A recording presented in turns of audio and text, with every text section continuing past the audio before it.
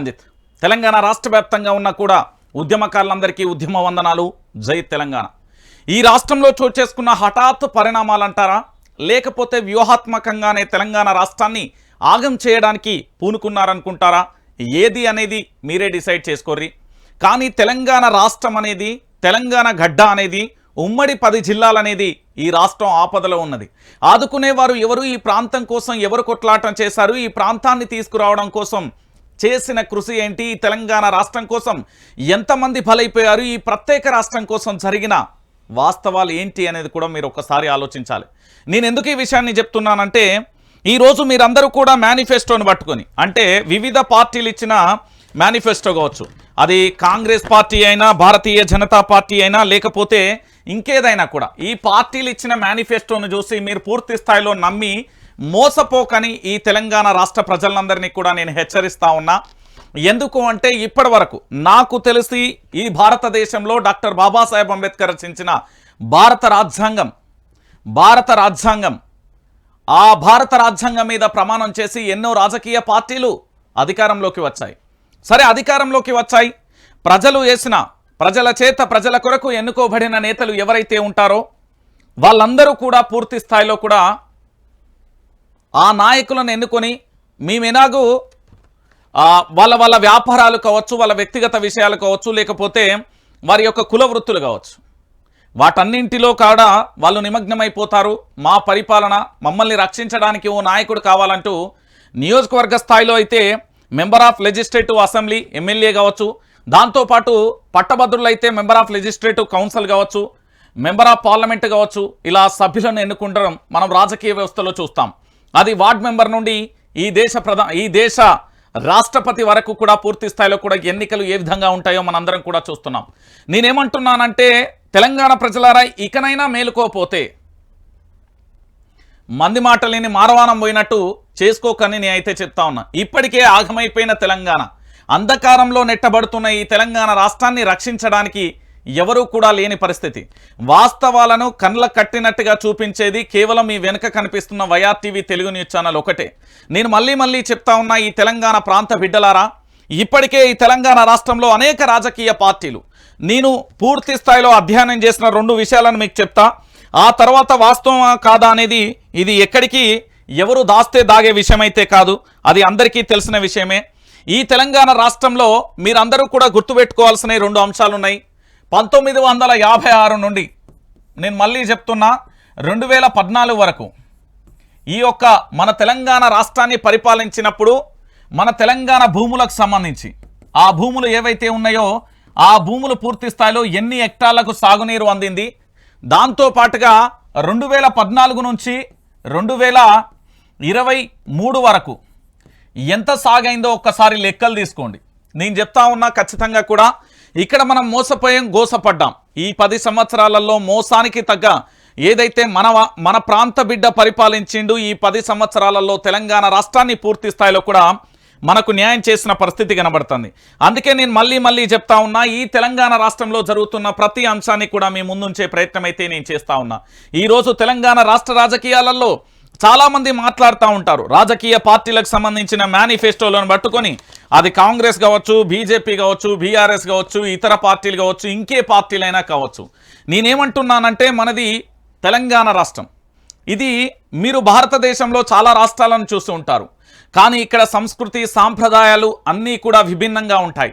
ఈ తెలంగాణ రాష్ట్రం కోసం ఇక్కడ ఎవరైనా కూడా, మీరు రాష్ట్ర వ్యాప్తంగా చాలా అంశాలను చూడండి, తెలంగాణ రాష్ట్రంలో ఎక్కడా కూడా కనిపించని, వేరే రాష్ట్రాలలో కనిపించని తీరు తెలంగాణ రాష్ట్రంలో కనబడుతుంది. ఇక్కడ తన కుటుంబం కోసమో, తన బంధుత్వం కోసమో, తన స్నేహితుల కోసమో, తన గ్రామం కోసమో కాదు, ఈ రాష్ట్రం కోసం తన గుండెను చీల్చి కూడా తన ప్రాణాలను తృణప్రాయంగా వదిలేసే గడ్డ అంటే అది కేవలం తెలంగాణ రాష్ట్రం మాత్రమే. అలాంటి తెలంగాణ రాష్ట్రంలో నాయకులను ఎన్నుకునేటప్పుడు ప్రజలు చేసిన తప్పు, 5 సంవత్సరాల పాటు ఎన్నో కుటుంబాలు వాళ్ళ జీవితాలన్నీ కూడా అంధకారంలోకి మారిపోతున్న పరిస్థితి కనబడుతుంది. అనేక కుటుంబాలు కూడా తెర మీదకి రాకుండా ఇప్పటికీ కూడా అంధకారంలో మగ్గుతూ కుల వివక్షతోని దాంతోపాటు సంపన్న వర్గాలు, మధ్యతరగతి, పేద వర్గాలు అనే 3 వర్గాలుగా విభజించబడి ఇప్పటికీ కూడా నానా యాగి చేస్తూ కన్నీళ్లతోని కాలం ఎల్లదీస్తున్న ఎన్నో కుటుంబాలు కూడా కనబడుతున్నాయి. నేను మళ్ళీ చెప్తా ఉన్నాను, ఈ తెలంగాణ రాష్ట్రంలో దయచేసి మీ అందరికీ చెప్తా ఉన్నాను, మీరు మేనిఫెస్టోలు ఏది రాష్ట్ర ప్రభుత్వాలకు సంబంధించి అంటే రాజకీయ పార్టీలకు సంబంధించి ఇచ్చే మేనిఫెస్టోలు, ఈ రాష్ట్ర బడ్జెట్ ఎంత, నిజానికి ఒక్కొక్క పథకానికి ఎంత ఖర్చు అవుతుంది, ఆ పథకం ద్వారా నిజంగా మనం లబ్ధి చేకూరుతామా, లేకపోతే తెలంగాణ రాష్ట్ర వ్యాప్తంగా మన కుటుంబాలు అభివృద్ధి బాటలో ఉంటాయా లేదా అనేది కూడా మిమ్మల్ని నేను ఆలోచించుకోమని చెప్తున్నా, ఆలోచన చేయమని చెప్తా ఉన్నా. ఎందుకంటే చాలా రాజకీయ పార్టీలను చూస్తున్నాం, ఇంకెన్నాళ్ళు నమ్మి మోసపోతారు అంటూ కూడా నేను అడుగుతా ఉన్నా. దయచేసి తెలంగాణ ప్రాంత బిడ్డలందరికీ కూడా నేను చెప్పేది ఒకటే, MLC member of legislative council పట్టభద్రుల ఎన్నిక అనేది చాలా కీలకం. ఆ తర్వాత స్థానిక సంస్థలకు సంబంధించిన సర్పంచ్ ఎన్నికలు అనేది అత్యంత కీలకం. ఇవన్నీ కూడా వరుసగా జరుగుతున్న పరిణామాలు చూశారు. అందుకే నేను మళ్ళీ చెప్తా ఉన్నా, వైఆర్ టీవీ తెలుగు న్యూస్ ఛానల్లో నేను ఇప్పటి వరకు పూర్తి స్థాయిలో చెప్పిన ప్రతి అంశానికి కూడా ఆఖరికి మనం నిన్న లైవ్లు పెట్టినాం. ఎన్ని కాల్స్ అంటే అబ్బబ్బబ్బబ్బా, ఈ పేపర్లకు సంబంధించి ఏం చెప్తున్నాయి రా నాయన అడిగినందుకు ఫోన్లు. దాంతో పాటుగా 1000 కోట్ల అవినీతి జరిగిందని ఒక మాజీ ఎమ్మెల్యే పెద్ది సుదర్శన్ రెడ్డి గారు చెప్పిన దానికి మనం ప్రశ్నిస్తే ఏంది ఫోన్లు.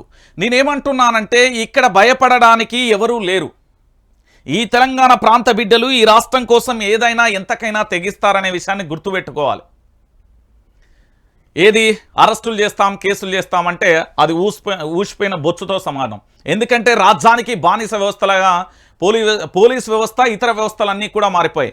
కాదు కూడదని రాష్ట్ర డీజీపీ రవిగుప్తా వస్తే నేను ఖచ్చితంగా తనను తీసుకెళ్లి సాక్ష్యాధారాలతో మొత్తం నిరూపిస్తాను. కానీ మొత్తంగా తన పదవికి రాజీనామా చేయాలి, తాను చేసే ఉద్యోగానికి రాజీనామా చేయాలి. సాక్ష్యాధారాలు మొత్తం నా దగ్గర ఉన్నాయి. నేను చెప్తున్నా కదా, గుప్త నిధులు లెక్క దాస్తా ఉన్నా. ఈ ప్రాంతం గురించి తెలంగాణ రాష్ట్రానికి ముప్పు వాటిల్లింది అంటే మొట్టమొదటిగా ఉండే వ్యక్తిని నేనే అవుతా. అవసరమైతే ఈ రాష్ట్రం కోసం అమరజీవిగా కూడా, నేను బానిసను కాదు, నేను అమరుణ్ణి. నన్ను ఖననం చేయాలనుకుంటే హైదరాబాద్ నడిగడ్డ మీద ఖననం చేయమని ఈ ఛానల్ పెట్టినప్పటి నుండి కూడా చెప్తున్నా. ఒకటే మాట, మన రాష్ట్రం ఆగమైపోతున్నది, ఇంకా అంధకారంలోకి వెళ్తున్నారు. ఆనాడు ఉమ్మడి ఆంధ్రప్రదేశ్గా ఉన్న ముఖ్యమంత్రి కిరణ్ కుమార్ రెడ్డి గారు ఒక మాట అన్నారు, మీ ప్రత్యేక రాష్ట్రం వస్తే నక్సలిజం వస్తుంది, చీకట్లు మొత్తం ఉంటాయి, విద్యుత్ మీ రాష్ట్రాన్ని మీరు పరిపాలించుకోలేని అసమర్థులు అని చెప్పారు. కానీ ఈ తెలంగాణ ప్రాంత పరిపాలకులు, అది కేసీఆర్ అయినా కావచ్చు, బీఆర్ఎస్ పార్టీ అయినా కావచ్చు, విపక్షాలు అందరి సహకారంతో ఆంధ్ర పెత్తందారి వ్యవస్థ ఎవడైతే ఉన్నాడో ఎడమకాలు చెప్పుతో తీసి కొడితే 32 పళ్ళు రాలినట్టుగా అద్భుతంగా తెలంగాణ పరిపాలన నడిచింది అనేది ఆ ప్రాంత పెత్తందారి వ్యవస్థకు సంబంధించిన వ్యక్తులే మళ్ళీ పొగిడిన పరిస్థితి కనబడుతుంది. ఇది తెలంగాణ గడ్డ అనేది గుర్తుపెట్టుకోరు. నేను మళ్ళీ ఒకటే మాట చెప్తున్నా, ఇప్పటికే ఆగమైపోయినాం, మళ్ళీ ఆగమైతున్నాం. ఇక ఆగమైతారో అగమ్య గోచరంగా మారుతారో ఇక మీ ఇష్టం. నేను చెప్పే మాట ఒకటే, తెలంగాణ ప్రాంత బిడ్డలందరికీ కూడా మళ్ళీ చెప్తా ఉన్నా, ఈ రాష్ట్రంలో జరుగుతున్న విచిత్రమైన పరిస్థితులు ఏవైతే ఉన్నాయో వాటన్నింటికీ కూడా ఇగో ఇప్పటికీ కూడా ఒక ప్రధానమైన అంశం తెర మీదకి వస్తూనే ఉన్నది. ఆ అంశానికి సంబంధించి మీరు ఏదైనా కూడా ఎవరైనా కానీ ఒకటే అంశాన్ని కూడా తెర మీదకి తీసుకాల్సిన పరిస్థితి అయితే కనబడుతుంది. ఇప్పటికీ ఈ రాష్ట్రంలో ఈ మేనిఫెస్టోలతోని ఏంది అలవి కాని హామీలు అంటే అమలుకు నోచుకోలేని ఎన్నో హామీలనిచ్చి పూర్తి స్థాయిలో ఈ ప్రాంత బిడ్డలందరినీ కూడా మోసం చేస్తున్న పరిస్థితి కనబడుతుంది. ఈ రాష్ట్రాన్ని మనం కాపాడుకోవాల్సిన బాధ్యత మనపైన లేదా? ఈ రాష్ట్రాన్ని కాపాడుకోవాల్సిన బాధ్యత ఈ తెలంగాణ రాష్ట్రంలో పుట్టిన ప్రతి పౌరుడి మీద ఉంటుంది.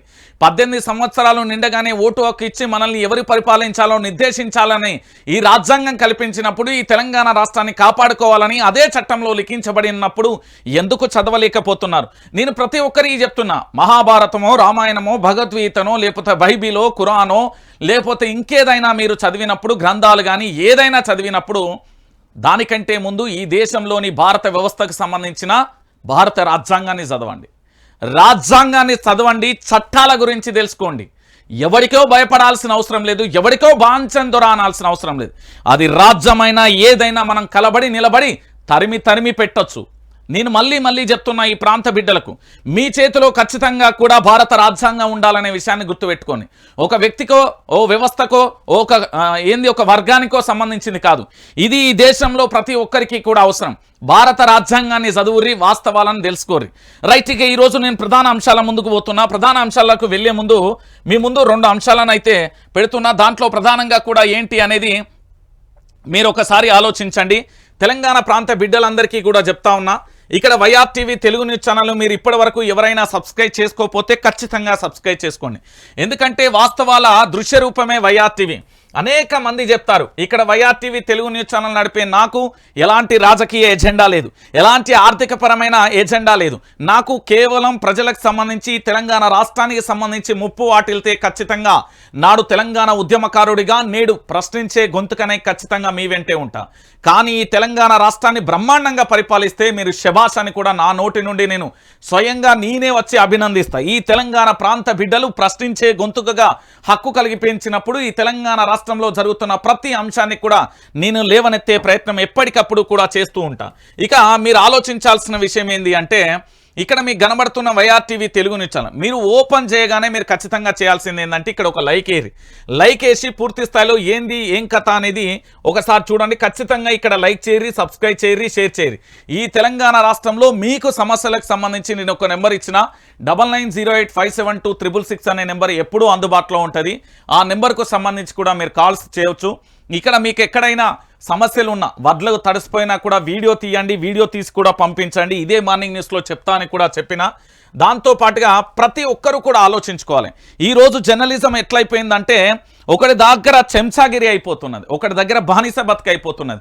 నిన్న నేను చెప్పిన వివిధ దినపత్రికలలో రైతుల కష్టాలు, కల్లాలలో తడుస్తున్న పరిస్థితుల గురించి ఏ ఒక్కడు కూడా రాయని పరిస్థితి కనబడుతుంది. కాబట్టి మంత్రులేమో రాహుల్ గాంధీ భజన, తెలంగాణలో ఏమో ముఖ్యమంత్రి గారి రివ్యూ పెడితే దానికేమో మంత్రుల డుమ్మ, ముఖ్యమంత్రి గారికి తెలంగాణ రాష్ట్ర వ్యాప్తంగా జరుగుతున్న విషయాలనేమో పట్టని పరిస్థితి, సిఎస్ గారి ఆదేశాలనేమో అధికారులు పట్టించుకోరు, అడ్మినిస్ట్రేషన్ తెలియకపోవడం వల్ల జరిగిన విషయాలు ఏంది అనేది కూడా మీకు చెప్తున్నా. కాబట్టి నేను ఒకటే మాట చెప్తున్నా, ఇక్కడ వైఆర్టీవీ తెలుగు న్యూస్ ఛానల్కి సంబంధించి మీ సహకారం నాకు కావాలి.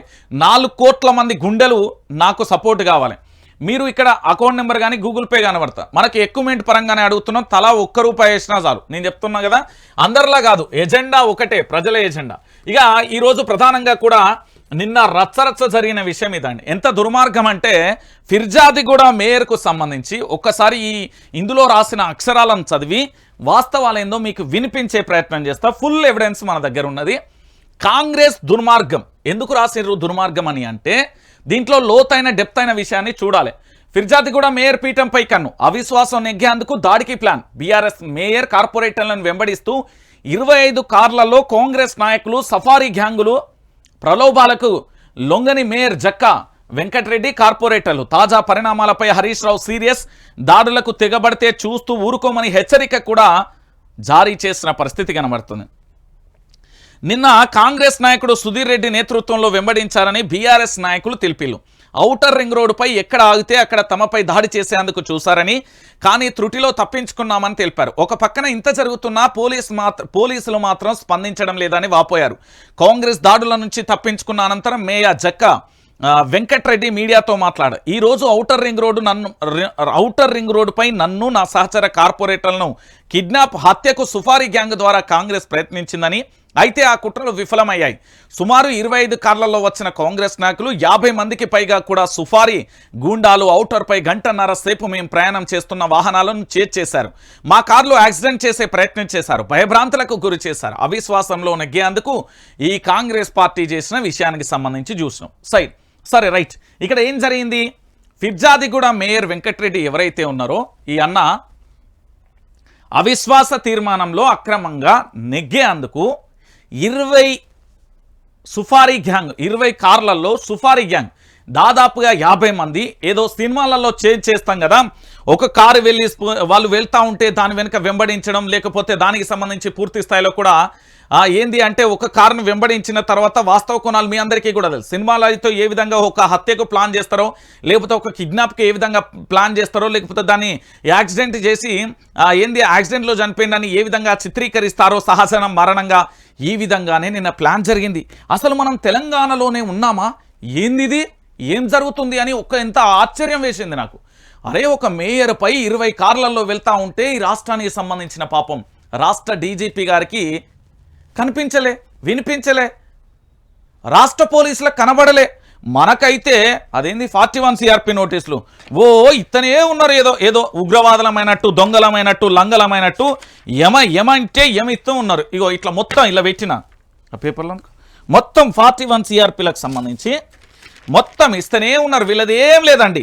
కానీ ఇక్కడ కళ్ళకు గట్టినట్టుగా ఒక మేయర్ మీద, ఒక కార్పొరేటర్ల మీద 20 కార్లతో చేసి రౌడీ ముక్కలు, గూండా ముక్కలు ఈ అల్లర్లకు తెగబడుతూ వాళ్ళను భయభ్రాంతులకు గురి చేస్తూ ఉంటే కనీసం ఈ రాష్ట్రానికి సంబంధించిన పోలీసు వ్యవస్థ స్పందించదు, రాష్ట్ర ముఖ్యమంత్రి స్పందించడు, రాష్ట్ర హోంమంత్రి స్పందించడు, రాష్ట్ర మంత్రులు స్పందించరు, ఎమ్మెల్యేలు స్పందించరు, మేధావులు స్పందించరు, ప్రశ్నించే గొంతుకలు స్పందించే, దాంతోపాటు ఎవ్వరూ స్పందించరు.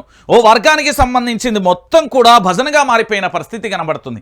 ఈ రాష్ట్రంలో ఒక మేయరు, ఒక ప్రభుత్వం మారినంత మాత్రాన అక్కడ అవిశ్వాసాన్ని పెట్టి ఎలాగైనా కుట్రలు కుతంత్రాలతో నెగ్గాలనే ప్రయత్నం చేయడం ఎంతవరకు కరెక్టు?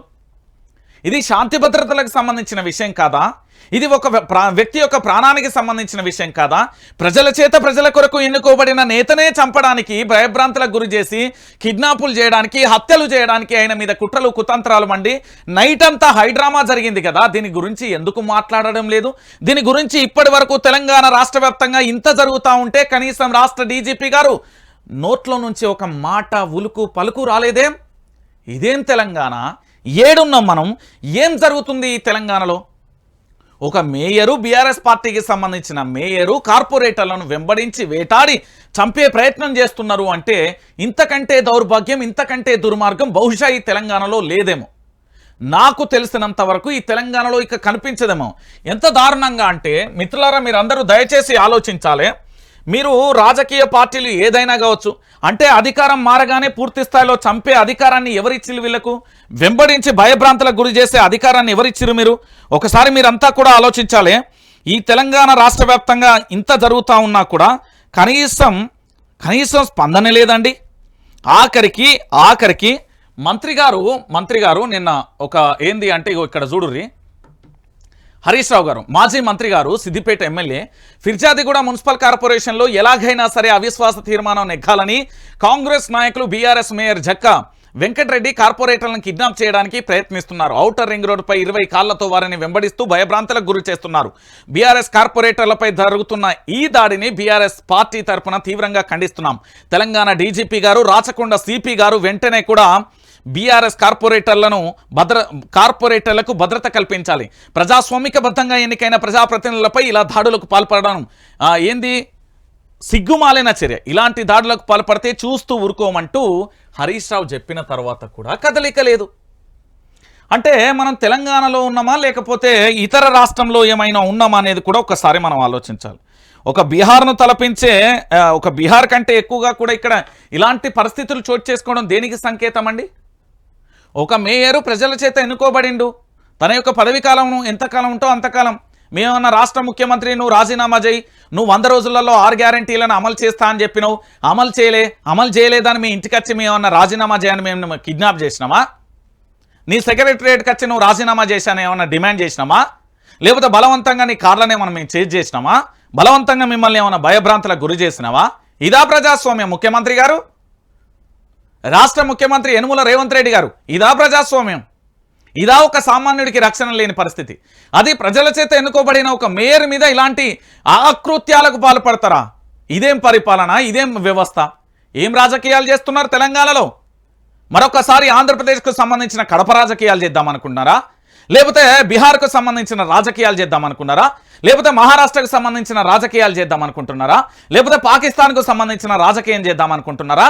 ఈ తెలంగాణలో సస్యశ్యామలంతో ఇప్పటి వరకు హైదరాబాద్లో కర్ఫ్యూ లేకుండా తెలంగాణ రాష్ట్ర వ్యాప్తంగా కూడా శాంతియుతంగా ఉన్న ఈ తెలంగాణలో మరొకసారి రెచ్చగొట్టే ప్రయత్నాలు చేసి హత్యలకు, భయభ్రాంతులకు గురి చేయడం దేనికి సంకేతం ఇది?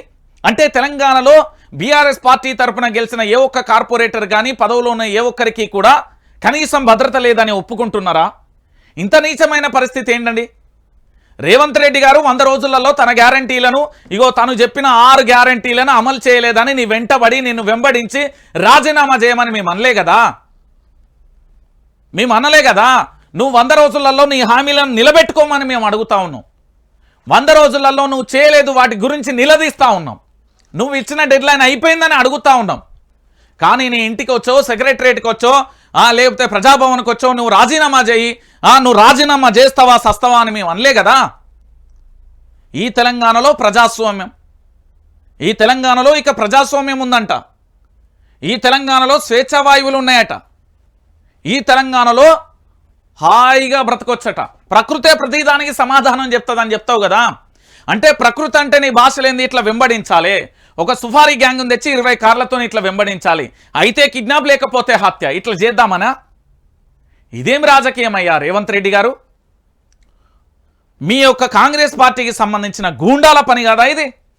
ఇక రాష్ట్ర డీజీపీ గారు, శాంతి భద్రతలు అదుపులో ఉన్నాయా, అదుపు చేస్తున్నారా, రాష్ట్రంలో జరుగుతున్న పరిణామాలకు మీరు ఏమైనా బాధ్యత వహించి చెప్పే సమాధానం చెప్తారా? రోజు రోజుకు ఈ తెలంగాణ ప్రజలు నాతో సహా పోలీస్ వ్యవస్థ మీద విశ్వాసం కోల్పోతున్నాం. ఈ భారత రాజ్యాంగం మీద ఎంతో కొంత ఆ కోర్టుల మీద నమ్మకం ఉన్నది కాబట్టి మేము బ్రతుకుతా ఉన్నాం. మీ వ్యవస్థ మీదనైతే నమ్మకం లేదు. మీ వ్యవస్థ మీద నమ్మకం లేదు. నేను చెప్తా ఉన్నా కదా, ఇంత దారుణంగాన ఇప్పటి వరకు, నిన్న రాత్రి నుండి ఇప్పటి వరకు జరిగితే దీని మీద చర్యలు లేవండి. కనీసం వాళ్ళకు భద్రత కల్పించలే. ఒక రాష్ట్రానికి సంబంధించి, అందులో పట్టణానికి సంబంధించిన ఒక మేయర్ అండి, ఫిర్జాది కూడా మేయర్కు సంబంధించి ఇంత జరుగుతూ ఉంటే ఇంత అన్యాయం ఏంటండి? తెలంగాణ బిడ్డలారా, మీరు ఒకసారి ఆలోచించండి. ఇప్పుడు ఒకవేళ వీళ్ళు పోయిళ్ళు, ఆ కారు ఏది పంచరే అయింది, లేకపోతే అదుపు తప్పింది, బోల్తా కొట్టింది, లేకపోతే ఇంకేదన్నా జరిగింది, ఏం జరుగుతుంది? తర్వాత జరగబోయే పరిణామాలు ఏంటి? వాళ్ళ కుటుంబాలకు మీరు బాధ్యత వహిస్తారా? వాళ్ళను కిడ్నాప్ చేద్దామనుకున్నారా? నడి రోడ్డుమై ఊచకోత కోద్దామనుకున్నారా? అరే రేవంత్ రెడ్డి అంటే చాలా సందర్భాలలో నువ్వు చెప్పిన మాటలు ఒక్కొక్కడిని తొక్కుకుంటూ వచ్చిన అంటే ఈరోజు కనబడుతుంది ఆ తొక్కుకుంటూ వచ్చిన నిదర్శనం. నువ్వు రాజకీయాలలో ఎంత దారుణంగా దొక్కినవో ఈ ఒక్క విషయాన్ని చూస్తే అర్థమవుతలే. రంజిత్, దానికి నాకు సంబంధం లేదు, దానికి నాకు ముడి పెడితేవేంది అని అడగొచ్చు మీరు. రాష్ట్ర ముఖ్యమంత్రి ఈ తెలంగాణలో పరిపాలన ఆయనకు ఇంటెలిజెన్స్ ఉంటుంది, దానికి వ్యవస్థ ఉంటుంది, ఎస్బీ ఉంటుంది. నా చుట్టూ తిరిగిరు కదా, ఏది గుడి చుట్టూ తిరిగినట్టు నా చుట్టూ ప్రదక్షిణలు చేస్తున్నారు కదా. మరి ఇంత జరుగుతా ఉంటే దాని గురించి ఇన్ఫర్మేషన్ ఇవ్వరా? ఆఖరికి ఈ ఫోన్ మాట్లాడుతా అంటే కూడా వింటారు కదా. ఎవరి ఫోన్ హ్యాక్డ్, ఐఫోన్ ఏముంటుంది దాంట్లో మెసేజ్ అత్తనే ఉన్నది ఊకే. ఇంత నీచమా, ఇంత దిగజారిన వ్యవస్థనా? చిచ్చి అనిపిస్తుంది. మీరు చేయాల్సింది ఏంది అంటే, నేను మళ్ళీ చెప్తా ఉన్నా, మీరు ఫోకస్ పెట్టాల్సింది రాజకీయాలు అయిపోయినాయి. మీరు చెప్పినట్టుగానే నిన్న మొన్నటి వరకు ఎలక్షన్ క్యాంపెయిన్లను ప్రజల్ని ఎట్లా ముంచాలి, ప్రజలకు ఏ మాటలు చెప్పాలి, ఎలాంటి దొంగ మాటలు చెప్పాలి, వాళ్ళని ఏ విధంగా డైవర్ట్ చేయాలి, మీరు చేయాల్సిన పనులన్నీ కూడా అయిపోయినాయి. మీరు చేయాల్సింది ఈ 6 గ్యారంటీలను ఇప్పటికైనా సిగ్గు తెచ్చుకొని 100 రోజులు మనం టైం ఇచ్చినాం. ఆ 100 రోజులలో కాలేదు, ఇకనైనా దీన్ని అమలు చేద్దాం. అమలు చేసి తెలంగాణ ప్రాంత బిడ్డలకు న్యాయం చేద్దామనే దిశగా వెళ్ళాలి. కానీ ఇప్పటికీ కూడా అదే ధోరణిలో పోతే ఈ ప్రత్యేక రాష్ట్రాన్ని సాధించుకొని 10 సంవత్సరాల పాటు పరిపాలన చేసిన తొలి ముఖ్యమంత్రి కేసీఆర్ చేసిన అభివృద్ధిని కుంటుపాటు చేసి తెలంగాణను అంధకారంలోకి తెచ్చి ఆనాడు తెలంగాణ రాష్ట్రం విడిపోతా ఉంటే ఇదే ఆంధ్రప్రదేశ్కు సంబంధించిన పెత్తందారి వ్యవస్థ చేసిన విమర్శలను మళ్ళొక్కసారి గుర్తు తెచ్చుకొని నిజంగా తెలంగాణ అంధకారంలోకి వెళుతున్నది, నక్సలిజం పెరుగుతున్నది, లేకపోతే గూండాయిజం పెరుగుతున్నది, ఊకే గొడవలతో హైదరాబాద్ అల్లాడిపోతుందనే పదాలు మనకొద్దు. అవి తెలంగాణలో బ్యాన్ చేయబడ్డాయి. మనకు కావాల్సింది మాగాణులన్నీ కూడా సిరి సంపదలతో వర్ధిల్లాలి, తెలంగాణ ప్రాంత బిడ్డలందరూ కూడా సంతోషంగా ఉండే విధంగా ఉండాలి. కానీ ఈ విధంగా చేసుకుంటూ పోతే ఇది దేనికి సంకేతం? నిజంగా రాష్ట్ర ముఖ్యమంత్రి యనుమల రేవంత్ రెడ్డి గారు, ఐ రిక్వెస్ట్ అని నేను డిమాండ్ చేస్తా ఉన్నాను. నేను ఈరోజు నన్ను జర్నలిస్టే అనుకుంటావో కాదనుకుంటావో, నీ భజన పేపర్లకు సంబంధించిన జర్నలిస్ట్లే అనుకుంటావో నీ ఇష్టం. నేను మాత్రం ప్రశ్నించే గొంతుకను. ఆనాడు నువ్వు కూర్చున్న కుర్చీ 4 ఏవైతే కాళ్ళు ఉన్నాయో అందులో నాదొకటి. ఈరోజు నువ్వు ఆ కుర్చీలో కూర్చున్నావంటే నా కటాక్ష, నా బిచ్చం కూడా ఉన్నది. నేను చెప్తున్నా కదా, నువ్వు ఒక్కడే కష్టపడి రాలే.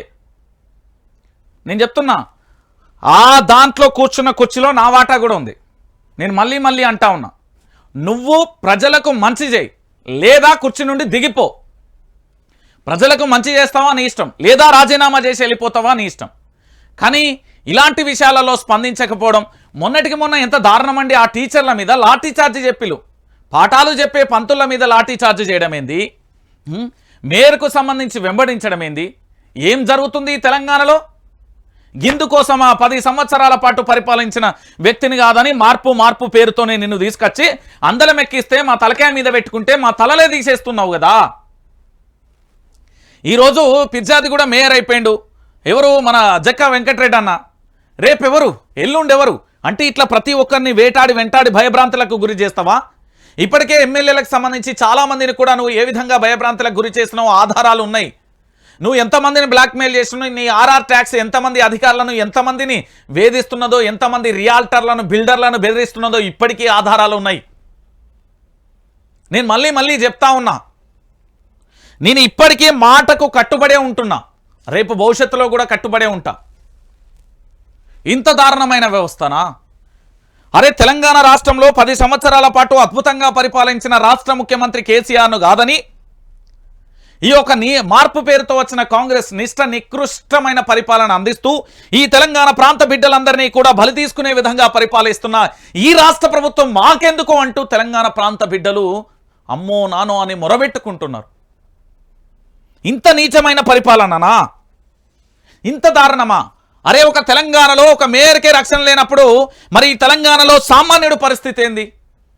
అంటే నువ్వు ప్రతి ఒక్కరిని బెదిరిస్తున్నావు, ప్రతి ఒక్కరిని బ్లాక్మెయిల్ చేస్తున్నావు, ప్రతి ఒక్కరిని ఆటాడుకుంటున్నావు వాళ్ళ జీవితాలతోని. నిజమా కాదా? నీ అంతరాత్మకు తెలుసు, ఈ తెలంగాణ సమాజానికి తెలుసు. నేను చెప్తున్నా కదా తెలంగాణ బిడ్డలారా, దొంగలు ఉలువంచుకుంటున్నారు, దొంగలు ఉలువంచుకుంటున్నారు. ఈరోజు వెంకటరెడ్డి అన్న ఆ దేవుడు ఆశీస్సులుండో, వాళ్ళ కుటుంబం యొక్క ఆశీస్సులుండో, ఆ ఫిర్జాది కూడా ప్రజల యొక్క ఆశీస్సులుండో బతికి బయటపడ్డాడు. ఏదన్నా జరిగితే, జరగరాని ప్రమాదమే జరిగితే, చెయ్యరాని పనులే ఈ గూండాలు చేస్తే ఏంది పరిస్థితి? ఏమైపోవు? ఎటు ఏ దిక్సూచి? ఈ తెలంగాణలో భవిష్యత్తు పరిణామం ఏంటి? ఒక్కసారి మీరందరూ కూడా ఆలోచించాలి. తెలంగాణ ప్రాంత బిడ్డలందరికీ నేను మళ్ళీ చెప్తా ఉన్నా, మీరు ఇప్పటికైనా మేలుకోండి. మేల్కోపోతే ఈరోజు వెంకటరెడ్డి, రేపు మరొకరు, ఎల్లుండి మీరు, అవతలెల్లుండి మీరు, మీ ఇంటి గడప వరకు తొక్కే అవకాశాలు చాలా క్లారిటీగా ఉంటాయి. కాబట్టి నేనేమంటున్నానంటే ఇప్పటికైనా మీరు మేల్కోకపోతే ఈ తెలంగాణ సర్వనాశనం అవుతుంది. ఈ తెలంగాణ రాష్ట్రం సర్వనాశనం అయిపోతుంది. చాలామంది ప్రయత్నాలు చేస్తూ ఉన్నారు. ఏమని? నాకు ఉన్న సోర్స్ ప్రకారం, మా టీం చెప్పిన ప్రకారం సాక్ష్యాలు ఉన్నాయి. మీ దగ్గర పెన్ డ్రైవ్ అనేది ఒక లైవ్లో పెట్టిన కదా, పెన్ డ్రైవ్ పెట్టినప్పటి నుండి ఒక 2-3 మినిస్టర్లకు సంబంధించిన వ్యక్తులు ఫోన్లు చేయడం, మాదేమైనా ఉన్నదా అని అడుగుతున్నారు. అంటే వాళ్ళు తప్పు చేసిరా లేదా? మీరు ఆలోచించుర్రి, మా వీడియోలు ఏమైనా ఉన్నాయా అని అడుగుతున్నారు వాళ్ళు. అంటే తప్పు చేస్తున్నారనే కదా, వాస్తవాలు చెప్తున్నారనే కదా. నిన్న 1000 కోట్ల అవినీతికి సంబంధించి నర్సంపేట మాజీ ఎమ్మెల్యే పెద్ద సుదర్శన్ రెడ్డి ఓ విషయాన్ని బయటపెట్టిండు. ఎక్కడి నుండి వచ్చింది సమాచారం? ఏమైతున్నది? ఏ విధంగా బయట పెడుతున్నారు? సిఎస్కి ఏ విధంగా సమాచారం కంప్లైంట్ చేస్తున్నారు? అంటే దీని వెనుక ఆర్ఆర్ ట్యాక్స్ వసూళ్లకు సంబంధించి నీకు ఏ టీం అయితే పనిచేస్తుందో, ఈ తెలంగాణ రక్షణ కోసం, రక్షణ కవచం కోసం, ధర్మం కోసం, న్యాయం కోసం, నీతి కోసం, నిజాయితీ కోసం ఈ తెలంగాణ ప్రాంతంలో ఒక టీం పనిచేస్తూ ఉన్నది. వాళ్ళందరూ ఈ తెలంగాణ రాష్ట్రాన్ని కాపాడుకోవడానికి తెలంగాణ ఉద్యమకారులు మరొకసారి గర్జించబోతున్నారు. వాళ్ళందరూ కూడా నేను మళ్ళీ చెప్తున్నా, ఓపెన్గా చెప్తున్నా, తెలంగాణ ప్రాంత బిడ్డలందరికీ కూడా ఈ తెలంగాణ రాష్ట్ర కవచం కోసం ఒక ఆర్మీ సిద్ధమైంది. ఈ ప్రాంతాన్ని రక్షించుకోవడానికి జరిగే అవినీతిని ఏం జరిగినా కూడా వెంటనే మీకు సమాచారాన్ని అందజేస్తుంది. నేను మళ్ళీ చెప్తా ఉన్నా, వాళ్ళు మంత్రులు ఫోన్ చేసి వాళ్ళ పిఏలో డిఏలో ఎవడో వాడు మనకేం తెలుసు అన్న మాదేమన్నా ఉన్నదా అంటున్నారు. అంటే ఎంత లంగ పని చేసి ఉండాలి? అంటే మీరు ఈ 5 నెలల కాలంలో నాకు ఉన్న సమాచారం ప్రకారం మీకు 1000 కోట్లు 2500 కోట్లు ఢిల్లీకి వెళ్ళినాయని కేటీఆర్ అంటున్నాడు. కానీ సహజంగా నాకు తెలిసిన విశ్వసనీయ వర్గాల సమాచారం ప్రకారం 10,000 కోట్లను దోసుకున్నారు. తక్కువలో తక్కువ 10,000 కోట్లను దోసుకున్నారనేది విశ్వసనీయ వర్గాల సమాచారం. ఇది నిజమా కాదా రాష్ట్ర ముఖ్యమంత్రి చెప్పాలి, లేకపోతే అవునైతే అవునని ఒప్పుకోవాలి. కానీ ఈ తెలంగాణ రాష్ట్రం మాత్రం భ్రష్టుపడిపోతున్నది. నేను చెప్తా ఉన్నా కదా. సో మొత్తానికి మేయర్ గారిని అంతమొందించడానిక, మేయర్ గారి కుటుంబానికి, వారి భార్యకు ఏ విధంగా ఏం సమాధానం చెప్తారు? ఈరోజు రాష్ట్ర డీజీపీ గారు వారి ఇంటికి వస్తారా, జిల్లా ఎస్పీ వారి ఇంటికి వస్తారా, లేకపోతే ఏం జరుగుతుంది అనేది ఈరోజు మొత్తం కూడా వెంకటరెడ్డి అన్నకు, ఇప్పుడు నేను వెళ్తున్న వెంకటరెడ్డి అన్న దగ్గరనే ఇప్పుడు లైవ్ కూడా ఉంటుంది, పూర్తి స్థాయిలో వాళ్ళ ఇంటి దగ్గరనే ఊకుంటాను. నిజం చెప్తా ఉన్నా, ఈరోజు వాస్తవాలన్నీ కూడా తెలంగాణ ప్రజలకు చెప్పాలి. ఒక వ్యక్తి యొక్క ప్రాణానికి, ఒక మేయర్ యొక్క ప్రాణానికి రక్షణ లేనప్పుడు నువ్వు ఈ తెలంగాణ రాష్ట్ర ప్రజలకు ఏం రక్షణ ఇస్తావు? ఏం చేయగదలుచుకున్నావు? కేసీఆర్ ప్రభుత్వంలో కరోనా లాంటి మహమ్మారి వస్తే తాను ఏ విధంగా తెలంగాణ ప్రజలను రక్షించుకున్నాడో తెలుసు. కొన్ని చోట్ల జరిగింది, అది వాస్తవం. మరి ఈయనైతే మొత్తమే చేతులు ఎత్తేసేటట్టే ఉన్నాడు కదా. సస్తే జావురు ఎవడి పోతేంది, ఎవడి గోసవాంది నాకెందుకు అనేటట్టే ఉన్నాడు కదా ఈ యనుమల రేవంత్ రెడ్డి. నేను అందుకే చెప్తున్నా, పట్టభద్రులారా ఆలోచించి ఓటు వేయండి. మనల్ని అంతమొందించే కాలం రానే ఉన్నది. కాబట్టి దయచేసి ఇప్పటికైనా మేల్కోపోతే ఈ తెలంగాణ చీకటైతుంది. నేను నా బాధ ఇక్కడ నుంచి వస్తుంది, గుండెల నుండి వస్తున్న మాటలు, ఇక్కడి నుండి వస్తున్న మాటలు. ఈ తెలంగాణ రాష్ట్రం చీకట్లలోకి మళ్ళీ తీసుకెళ్తున్నారు, అంధకారంలోకి తీసుకెళ్తున్నారు. ఏ విధంగానైతే 14 సంవత్సరాల పాటు నిర్విరామంగా పోరాటం చేసి 1200 మంది విద్యార్థులు అమరవీరులై ప్రత్యేక రాష్ట్రాన్ని తేవడానికి 50,000 మంది ఉద్యమకారులు తమ జీవితాలను పణంగా పెట్టి ఇప్పటికీ బిచ్చమెత్తుకుంటున్నారయ్యా. నా ఉద్యమకారులు అనేక కేసుల గురించి ఇప్పటికీ పిచ్చోళ్ళ లెక్క తిరుగుతున్నారయ్యా. తినడానికి తిండి లేక, తాగడానికి గంజి నీళ్లు కూడా లేక ఇప్పటికీ ఆగమైపోతున్నారయ్యా. ఒక తరం మొత్తం వచ్చే భవిష్యత్తు కోసం ఈ తెలంగాణ రాష్ట్రం కోసం త్యాగం చేసుకుంటా ఉంటే ఇప్పటికీ వాళ్ళ వైపు కనీసం కన్నెత్తి చూడని ఎంతో మంది రాజకీయ నాయకులు ఉన్నారు. బిక్కుమంటూ ఏడుస్తా ఉన్నారు. నల్గొండకు సంబంధించిన నాగరాజు అయితే 2 కాళ్ళు కోల్పోయి వాళ్ళ కుటుంబ ఆర్థిక పరిస్థితి ఎట్లుందో తెలుసా? మహబూబాద్కు సంబంధించిన ఆ రోజు జగన్ తెలంగాణలో అడుగు పెడతా ఉన్నాడు అంటే ఆ రోజు ఎంతమంది తమ జీవితాలు పోయినాయో. నా మిత్రుడికి ఇక్కడ నుండి బుల్లెట్ పోయి ఇప్పటికీ బ్రతికి ఉన్నాడు, కానీ ఏమీ చేయలేని నిస్సహాయ స్థితిలో ఉన్న పరిస్థితి కనబడుతుంది. ఇవన్నీ వాస్తవాలు. కడుపు రగిలిపోతుంది. ఎందుకంటే నా తెలంగాణ ఇంత కష్టపడి ప్రాణాల పునాదుల మీద వచ్చింది, ఎంతో మంది త్యాగాల పునాదుల మీద వచ్చిన ఈ తెలంగాణను వ్యక్తుల స్వార్థం కోసం ఆగం చేస్తూ ఉంటే బాధ అనిపిస్తుంది. రాజ్యాంగాన్ని హేళన చేస్తే బాధ అనిపిస్తుంది. రాజ్యం కోసం పోలీసు వ్యవస్థ పనిచేస్తే బాధ అనిపిస్తుంది. కేసీఆర్ ఉత్తగానే అనలే. కేసీఆర్ పోలీసు వ్యవస్థను నేను హెచ్చరిస్తా ఉన్నా, ఖబర్దార్ జాగ్రత్త, 5 సంవత్సరాలే ఉంటుంది. మీరు రాజకీయ నాయకుల కోసం పనిచేయకండి, మీ యొక్క కోసం మీ వ్యక్తిగతంగా పనిచేయకండి, మీరు రాజ్యాంగం కోసం పనిచేయమని ఉత్తగానే అనలే. ఇగో ఇంత దొడ్డు ఫైల్ ఇచ్చినాం. తెలంగాణలో జరిగిన సాక్ష్యాలను కేసీఆర్కి ఇచ్చినాం. ఎందుకంటే విపక్షాలే ఇప్పుడు దిక్కు. ఈ తెలంగాణ రాష్ట్రానికి కేసీఆరే దిక్కుమొక్కు, లేకపోతే ఏముంటుంది? ఏముండదు. ఇకనైనా ఆలోచించండి. నేనేమో చెప్తున్నానంటే మీరు అవిశ్వాసాలు పెట్టాలని అవసరమే లేదు. రాబోయే స్థానిక సంస్థలలో మీరేందో నిరూపించుకోండి. మీరు ఇచ్చిన ఈ 6 గ్యారెంటీలో ప్రజల్లో ప్రతి ఇంటి గడప గడపకు తీసుకొని పోదాం. మీరు డిసెంబర్ 9వ తారీఖున రుణమాఫీ అని చెప్పింది వాస్తవం కాదా? డిసెంబర్లో మెగా డిఎస్సీ వేస్తా అన్నది వాస్తవం కాదా? 6 గ్యారెంటీలకు చట్టబద్ధత కల్పిస్తా అన్నది వాస్తవం కాదా? దానితో పాటుగా 100 రోజులలో 6 గ్యారెంటీలు 13 అంశాలను నెరవేరుస్తా అన్నది వాస్తవం కాదా? ప్రభుత్వం మారింది, పాలన మారలే. గత ప్రభుత్వం అంటే నీచంగా మారిపోయింది నీ ప్రభుత్వ పరిపాలన. దాంట్లో మళ్ళా భూతు పురాణాలు, పేగులు మెడలేసుకుంటా, తొక్కుతా, రండా, నానా రకాలుగా మాట్లాడుతారు కదా. ఏం చెప్పాలి? ఏం మాట్లాడతారు ఇప్పుడు? ఇది ఒక్కడి సమస్య కాదు, 4 కోట్ల మంది జీవితాల తలరాతను మార్చే సమస్య. తాగునీటి సమస్యలు, కరెంటు కష్టాలు, పంట పొలాలకు సంబంధించి పంట పండిస్తే కొనుగోలు కేంద్రాలలో కొనుగోలు చేయని ప్రభుత్వం, చవట దద్దమ్మ ప్రభుత్వం. ఇదేం తెలంగాణ అంటున్నాయి పొరుగు రాష్ట్రాలకు సంబంధించి. కేవలం 5 నెలల్లో ఎంతమంది కాలు చేస్తున్నారో తెలుసా? ఎంతమంది ఫోన్లు చేస్తున్నారో తెలుసా? అదేది కాళేశ్వరం దగ్గర ఛత్తీస్గఢ్ బార్డర్ అనుకుంటా, మహారాష్ట్ర బార్డర్, తిరుచి అనే ఒక గ్రామం ఉంటుంది. అరే ఏందన్నా మీ వాళ్ళు కాళేశ్వరం ప్రాజెక్ట్ ఇంత గట్టిలు ఎంతో మునిగింది, మా గ్రామాలు మేము నష్టపోయినాం, కనీసం మీరన్నా బాగుపడతారంటే ఆ పిల్లలకు సంబంధించి అక్కడ ఏంది జస్టిస్కు సంబంధించిన బెంచ్ కూడా ఆదేశాలు జారీ చేస్తే ఇంత తాత్సారం చేస్తున్నారు ఏంది? ఇంకా 15 రోజులు పట్టుమని లేదు, కాలం వస్తున్నది, వర్షాలు ఇట్లనే కొడితే ఏమైపోతుందో తెలుసా? మీరు ఇంత కష్టపడి ఏంది అంటే బూడిదలో పోసిన పన్నీర్ అయిపోతుంది అంటున్నాడు ఆయన. మహారాష్ట్ర బార్డర్లో తిరుచి అనే గ్రామం, అక్కడ దాదాపుగా 21 గ్రామాల్లో 12 గ్రామాలు ఉంటాయి, బహుశా 9 గ్రామాలు అయితే నాకు పూర్తి స్థాయిలో పేర్లున్నాయి. అవన్నీ వాళ్ళందరూ ఇబ్బంది పడ్డా కూడా మన రాష్ట్ర ప్రజల కోసం ఆలోచించాలి. మాకు కొద్దిగా న్యాయం చేయండి అని అన్నారు తప్ప వాళ్ళు ఎంత ఇబ్బంది పడుతున్నారో తెలుసా? అయినా కూడా మన రాష్ట్రం కోసం ఆలోచించాలి. కానీ మన రాష్ట్రంలో వచ్చి మన రాష్ట్రానికి సంబంధించిన వ్యక్తి ముఖ్యమంత్రి కనీసం కూడా స్పందించని పరిస్థితి. ఇక దీన్ని చూపెడితే ఏమంటారో నాకు కూడా అర్థం కాలే. ఇవి వడ్లు, అదేంది కిరోసిన్ బాటిల్. ఏం చేసిండో తెలుసా?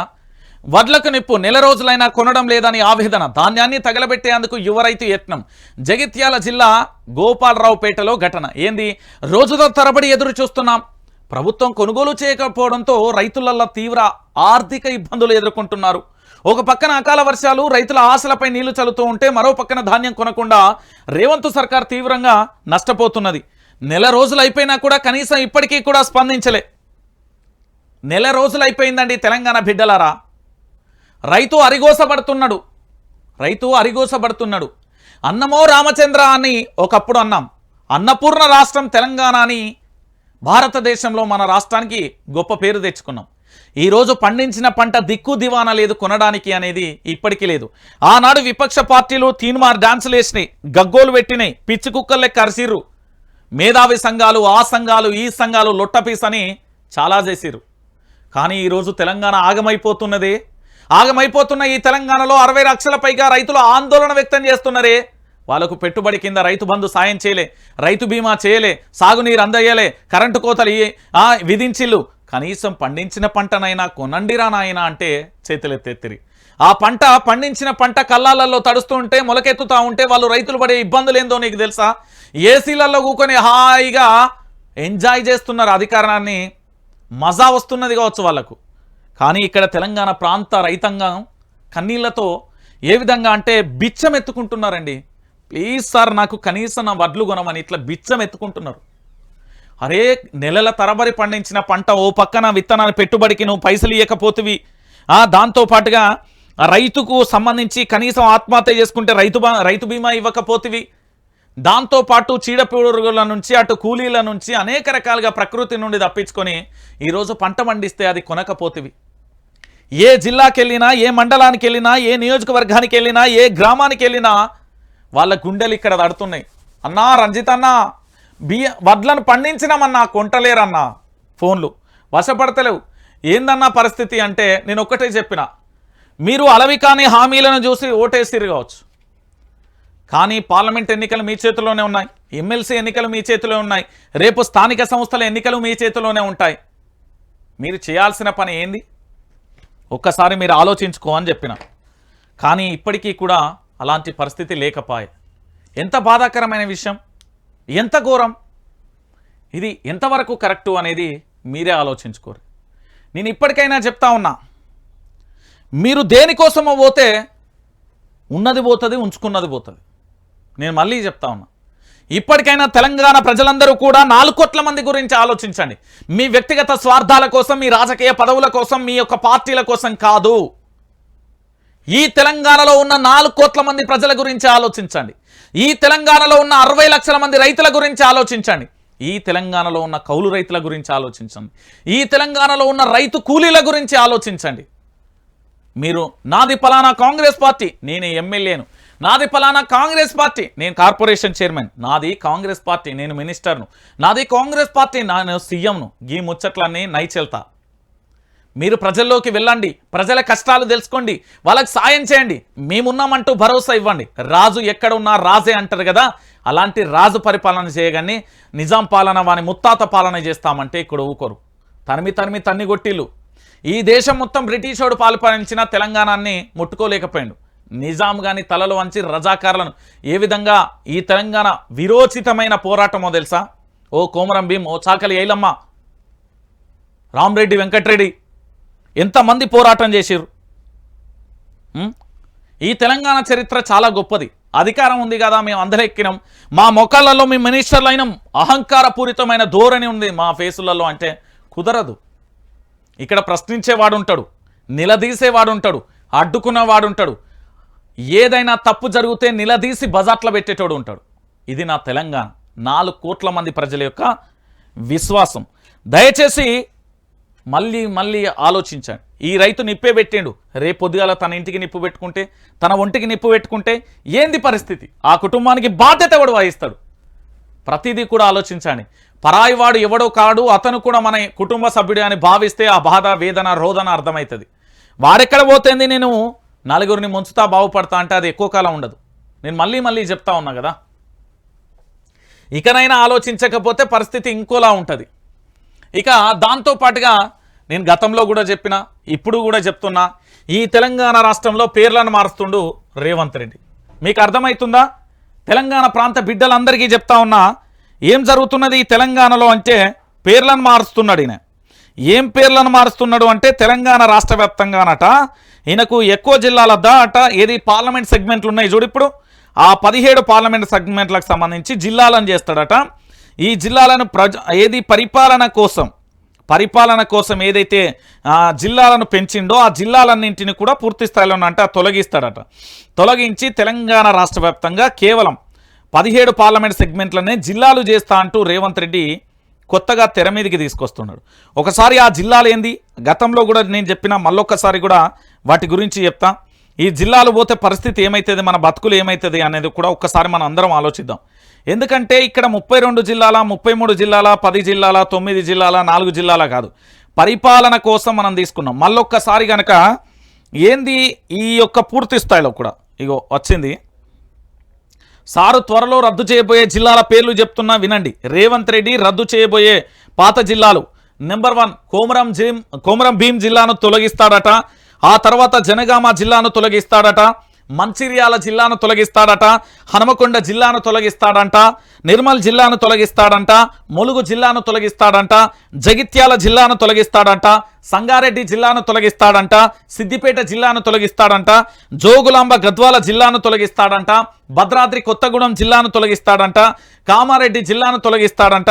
సూర్యాపేట జిల్లాను తొలగిస్తాడట. రాజన్న సిరిసిల్ల జిల్లాను తొలగిస్తాడట. రంగారెడ్డి జిల్లాను తొలగిస్తాడట. జయశంకర్ భూపాల్పల్లి జిల్లాను తొలగిస్తాడంట. వికారాబాద్ జిల్లాను తొలగిస్తాడంట. నారాయణపేట్ జిల్లాను తొలగిస్తాడట. వనపర్తి జిల్లాలను తొలగిస్తాడంట. ఇది రాష్ట్ర ముఖ్యమంత్రి గారు 17 జిల్లాలకు మాత్రమే పరిమితం చేస్తానంటూ తన యొక్క ఏంది అంటే తీసుకోబోయే నిర్ణయానికి సంబంధించి ఈ 17 జిల్లాలు ఏంటి, ఇప్పుడు పార్లమెంట్ సెగ్మెంట్లకు సంబంధించి ఏవైతే ఉన్నాయో ఆ పార్లమెంట్ సెగ్మెంట్లలో ఇప్పుడు ఉండబోయే జిల్లాలకు సంబంధించిన పేర్లు తొలగించే పేర్లు చెప్పిన. ఇప్పుడు ఈయన చేయబోయేది ఏంది అంటే తెలంగాణ రాష్ట్ర వ్యాప్తంగా నేను మళ్ళీ చెప్తున్నా, రేపు పొద్దుగాల భవిష్యత్తులో కూడా ఈయన ఏంది పూర్తి స్థాయిలో తొలగించిన తర్వాత పరిపాలన సంబంధించిన సౌలభ్యం కోసం ఎక్కువ జిల్లాలు ఉండొద్దు అంటే రేపు పొద్దుగాల మీరందరూ కూడా ఆలోచించాలి, ఈ జిల్లాలను తొలగిస్తే పరిస్థితి ఏంది. ఇప్పటికే అన్ని జిల్లాలకు సంబంధించిన కలెక్టరేట్లు అయిపోయినాయి, కమిషనరేట్లు అయిపోయినాయి, జిల్లాల పేర్లు అయిపోయింది, జోనల్ వ్యవస్థ అయిపోయింది, మల్టీ జోనల్ వ్యవస్థ. రేపు మళ్ళొక్కసారి నిరుద్యోగులారా ఎవరైతే ఇక మేము ప్రభుత్వ ఉద్యోగులకు ఇంకొక సంవత్సరం లేదా 6 నెలలు 2 సంవత్సరాలు ఉన్నది అనుకుంటున్నారో ఇక మీకు ఈ కాంగ్రెస్ పరిపాలన మొండి చేయ మళ్ళొక్కసారి జోనలు మల్టీ జోనలు ఈ వ్యవస్థ అంతా సెట్ అయ్యడానికి 3 సంవత్సరాలు పడుతుంది. సింపుల్గా 3 సంవత్సరాలు పడుతుంది. మీరు అవునన్నా కాదన్నా ఇది నిజం. 17 పార్లమెంట్ సెగ్మెంట్లకు సంబంధించి అన్ని రూల్స్ అండ్ రెగ్యులేషన్స్ వాళ్ళు రూపకల్పన చేసే వరకు 2.5-3 సంవత్సరాలు పడుతుంది. ఈలోపు చాలామంది ఏజ్ అయిపోతుంది, నిరుద్యోగులు మళ్ళీ ఎదురు చూడాల్సిన పరిస్థితి.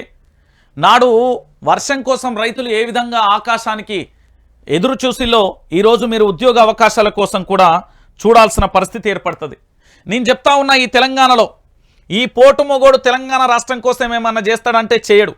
ఆనాడు వైఎస్ రాజశేఖర రెడ్డి పరిపాలన మించి చేస్తా అన్నాడు. కాంగ్రెస్ మార్పు పేరుతో వచ్చిన తర్వాత జరిగిన పరిస్థితులను చూస్తే మీరు చాలా బాధాకరంగా ఉంటుంది. రైతు బంధు పడలే, రైతు బీమా లేదు, దాంతోపాటు నిరంతరమైన కరెంటు లేదు, త్రాగునీరు సరిగ్గా లేని పరిస్థితి, తెలంగాణలో గురుకులాలలో ఫుడ్ బాగలేదు, దాంతోపాటు అక్రమ కేసులు, దాడులు, మేయర్లను సైతం వణికించే విషయాలను బ్లాక్మెయిల్ చేయడాన్ని, బిల్డర్లు, రియాల్టర్లు, ఏది అధికారులు ఏది విఆర్ఎస్ అదేంది రిజైన్ చేసిపోతే ప్రభుత్వ ఉద్యోగుల ఆస్తులను బెదిరించడాలు ఎన్ని జరుగుతున్న పరిస్థితి. ప్రశ్నించడానికి ఇప్పటి వరకు చాలామంది అంటారు కదా, కొంతమంది ప్రశ్నించే కొంతమంది చెప్తున్నా, వాళ్ళు ఇప్పటి గురించి 6 గ్యారెంటీల గురించి ఏ రోజైనా మాట్లాడారా? ప్రభుత్వం ఇన్ని చేస్తూ ఉంటే ఏ రోజన్నా అడిగిర్రా? ఆఖరికి ఆ ఎగ్జామ్కు లేటు కానీ లేకపోతే దళిత బిడ్డ ప్రశాంత్ చనిపోయినప్పుడు ఏమన్నా అడిగిర్రా? మీరు ఆలోచించాలి, నిజాలేంది వాస్తవాలేంది అనేది కూడా తెలుసుకోవాల్సిన బాధ్యత. ఇప్పుడు మొత్తానికి నేను చదివిన పేర్లన్నీ కూడా రద్దు కాబోతున్నాయి పార్లమెంట్ సెగ్మెంట్లకు సంబంధించి. అంటే మొన్న జరిగిన హైదరాబాద్ కానీ, మల్కాజ్గిరి కానీ, మహబూబాద్ కానీ, నల్గొండ కానీ, భువనగిరి కానీ పార్లమెంటుకు సంబంధించిన ఎంపీ అభ్యర్థులు పోటీ చేసిన ఏవైతే పేర్లు ఉన్నాయో అవి భవిష్యత్తులో కొత్త జిల్లాలుగా రాబోతున్నాయని ఈ సారు చెప్తున్నాడు. ఇకనైనా తెలంగాణ ఆగమమైపోతుందని తెలుసుకోకపోతే ఇక మీ ఇష్టం. ఇక దాంతోపాటుగా నిన్న కేటీఆర్ ఒక సంచలనమైన విషయాన్ని తెలంగాణ ప్రజలకు చెప్పిండు. ఏమని? బ్లాక్ మెయిలర్ కావాలన్నా, గోల్డ్ మెడలిస్ట్ కావాలన్నా, రైతు బంధు అడిగితే చెప్పుతో కొట్టాలన్నారు, గల్లపట్టి అడిగితే పట్టి అడిగే రాకేష్ రెడ్డిని గెలిపించండి, నాట్లు కాదు ఓట్లు వేసే నాడు రైతు బంధు వేస్తున్నారు, ఐదు నెలల్లోనే రైతాంగం ఆగమైంది. ఆలేరు సన్నాహక సమావేశంలో కేటీఆర్. ఏం లేదు, ఇక్కడ మీకు కనబడుతున్నాడు కదా రాకేష్ రెడ్డి ఉన్నత విద్యను చదివిన వ్యక్తి, గోల్డ్ మెడలిస్టు. ఇతర దేశాలలో అద్భుతమైన చదువుకొని ఇతర దేశాలకు వెళ్ళి అక్కడ అనేక అంతర్జాతీయ కంపెనీలలో పనిచేసి తర్వాత స్వరాష్ట్రానికి వచ్చి ఓ పార్టీలో జాయిన్ అయి క్రమశిక్షణాబద్ధంగా పనిచేసి తనకు ఏదైతే సీటు కావాలని ఆశించిండో రాకపోవడంతో భంగపాటై బీఆర్ఎస్ పార్టీలో చేరి ఈరోజు ఎమ్మెల్సీ అభ్యర్థిగా బరిలో నిల్చొని వరంగల్, నల్గొండ, ఖమ్మం పట్టభద్రుల ఎన్నికలకు సంబంధించి నిల్చున్నాడు. గెలిపించమని కేటీఆర్ అడుగుతా ఉన్నాడు. ఈ పోటీలో ఎవరున్నారు? ఓ పక్కన సోదరుడు జర్నలిస్టు తీన్మార్ మల్లన్న, ఇంకో పక్కన భారతీయ జనతా పార్టీకి సంబంధించిన గుజ్జుల ప్రేమందర్ రెడ్డి, దాంతో పక్కన బక్కా జడ్సన్, దాంతో పాటుగా చాలామంది కూడా అశోక్ నిరుద్యోగులకు సంబంధించి మరికొంతమంది కూడా నిల్చున్న పరిస్థితి. అయితే పట్టభద్రులు ఎవరికి ఓటేస్తారనేది క్వశ్చన్ మార్క్. ఎందుకంటే తెలంగాణ రాష్ట్రంలో 3 జిల్లాలకు సంబంధించిన తీర్పు ఇది. దీంట్లో పట్టభద్రులు అంటే చదువుకున్న వాళ్ళకి సంబంధించిన తీర్పు. వీళ్ళు ఏ తీర్పుని ఇస్తారనేది కూడా మనం వేచి చూడాల్సిన పరిస్థితి. సో ఫైనల్గా మాత్రం తీర్పు ఎటువైపు ఉండబోతుంది అనేది తెలంగాణ ప్రాంత ఓటర్ల నుంచి నేను గట్టిగా కూడా ఎదురు చూస్తున్నా ఏం జరుగుతుంది. ఎందుకంటే దీన్ని సర్వే చేసేది లేదు, దీనికి ఎవరిని అడిగేది లేదు, ఒకరికి చెప్పాల్సిన అవసరం లేదు. ఇక్కడ పట్టభద్రులందరూ కూడా చదువుకున్నారు, మినిమం డిగ్రీ చేసినోళ్ళే కాబట్టి సమాజం గురించి తెలుసు, స్థితిగతుల గురించి తెలుసు, వ్యక్తుల గురించి తెలుసు, వ్యవస్థల గురించి తెలుసు, వాస్తవాలన్నీ కూడా తెలుసు. కాబట్టి ఇక్కడ ఏం జరుగుతుందని కూడా చూడాలి. సో ఇక్కడ బిగ్ ఫైట్ మాత్రం చాలాసార్లు అనుకుంటారు ఇక్కడ ఒక్కరితో ఇద్దరితో పోటీ కాదు, ఈసారి ఎమ్మెల్సీ ఎన్నికలలో 5గురితో పోటీ నిలుస్తుంది. రాకేష్ రెడ్డి గట్టి పోటీ ఇస్తుండు, ఎందుకంటే తన మీద అవినీతి మరకలు లేవు, చదువుకున్న వ్యక్తి కాబట్టి ఇతను క్లీన్ సిట్, దాని మీద మరకలు లేని వ్యక్తి. తీన్మార్ మల్లన్న గత ప్రభుత్వాన్ని నేను ప్రశ్నించిన, అనేక కేసులు నా మీద ఉన్నాయి, నేను పోరాటం చేసినా అని చెప్తున్నాడు. దాంతోపాటు బక్క జడ్సన్ గత ప్రభుత్వం మీద నేను ఫిర్యాదులు చేసినా అని, ఇంకో పక్కన నిరుద్యోగులకు నేను సపోర్ట్ చేసిన అశోక్ కానీ, ఆ మోడీని చూసి ఓటేయండి అంటూ ప్రేమేందర్ కానీ, ఇంతమందిలో ఫైనల్గా పట్టభద్రుల ఎన్నికలలో ఎవరికి ఓటేస్తారనేది చాలా ఆసక్తిగా మాత్రం నేనైతే ఎదురు చూస్తున్నా. ఎందుకంటే చదువుకున్న మేధావులు ఇచ్చే తీర్పు ఎట్లుంటుందో ఈసారి చూడాలని నాకు కూడా ఉంది. నేను చెప్తున్నా కదా, ఇక ఈ భారతదేశానికి సంబంధించి వన్ మ్యాన్ షో నడుస్తున్నది. కొంతమంది దేవుడు అంటారు, కొంతమంది ఈ కలియుగానికి రాముడు అంటారు, కొంతమంది నా దైవం మోడీ అంటున్నారు. ఇలా రకరకాలుగా కూడా చెప్పుకుంటూ పోతున్నారు. అయితే మోడీకి సంబంధించి ఒక వ్యక్తి పూజ ఎంతవరకు కరెక్ట్ మనం గతంలో కూడా చూసాం.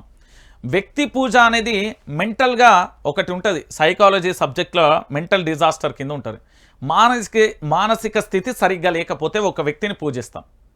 ఇక్కడ తెలంగాణలో కాదు, భారతదేశంలో నియంతృత్వ పాలన నడుస్తుంది, వన్ మ్యాన్ షో నడుస్తున్నది అనేది చాలామంది కూడా వాదించారు. అయితే ప్రధాని నరేంద్ర మోడీ విషయంలో ఏం జరిగింది? మోడీ భయపడుతున్నారా? భారీగా సీట్లు తగ్గుతాయంటూ ప్రచారం. ఉత్తరాదిన నమో ట్రేడ్ మార్కు మస్కబారిందా? వారణాసి గంగా తీరంలో భాగోద్వేగం. దక్షిణాది ఉత్తరాది కామెంట్లు కూడా ఆ భయంతోనేనా? దక్షిణాదిన పోలింగ్ అయిపోగానే ఉత్తరాదిపై ఉప్పొంగిన ప్రేమ. దక్షిణాదిలోనూ కమలం సీట్లకు కోత పడబోతుందా? మోడీని కలవరపెడుతున్న అంతర్గత సర్వేలు.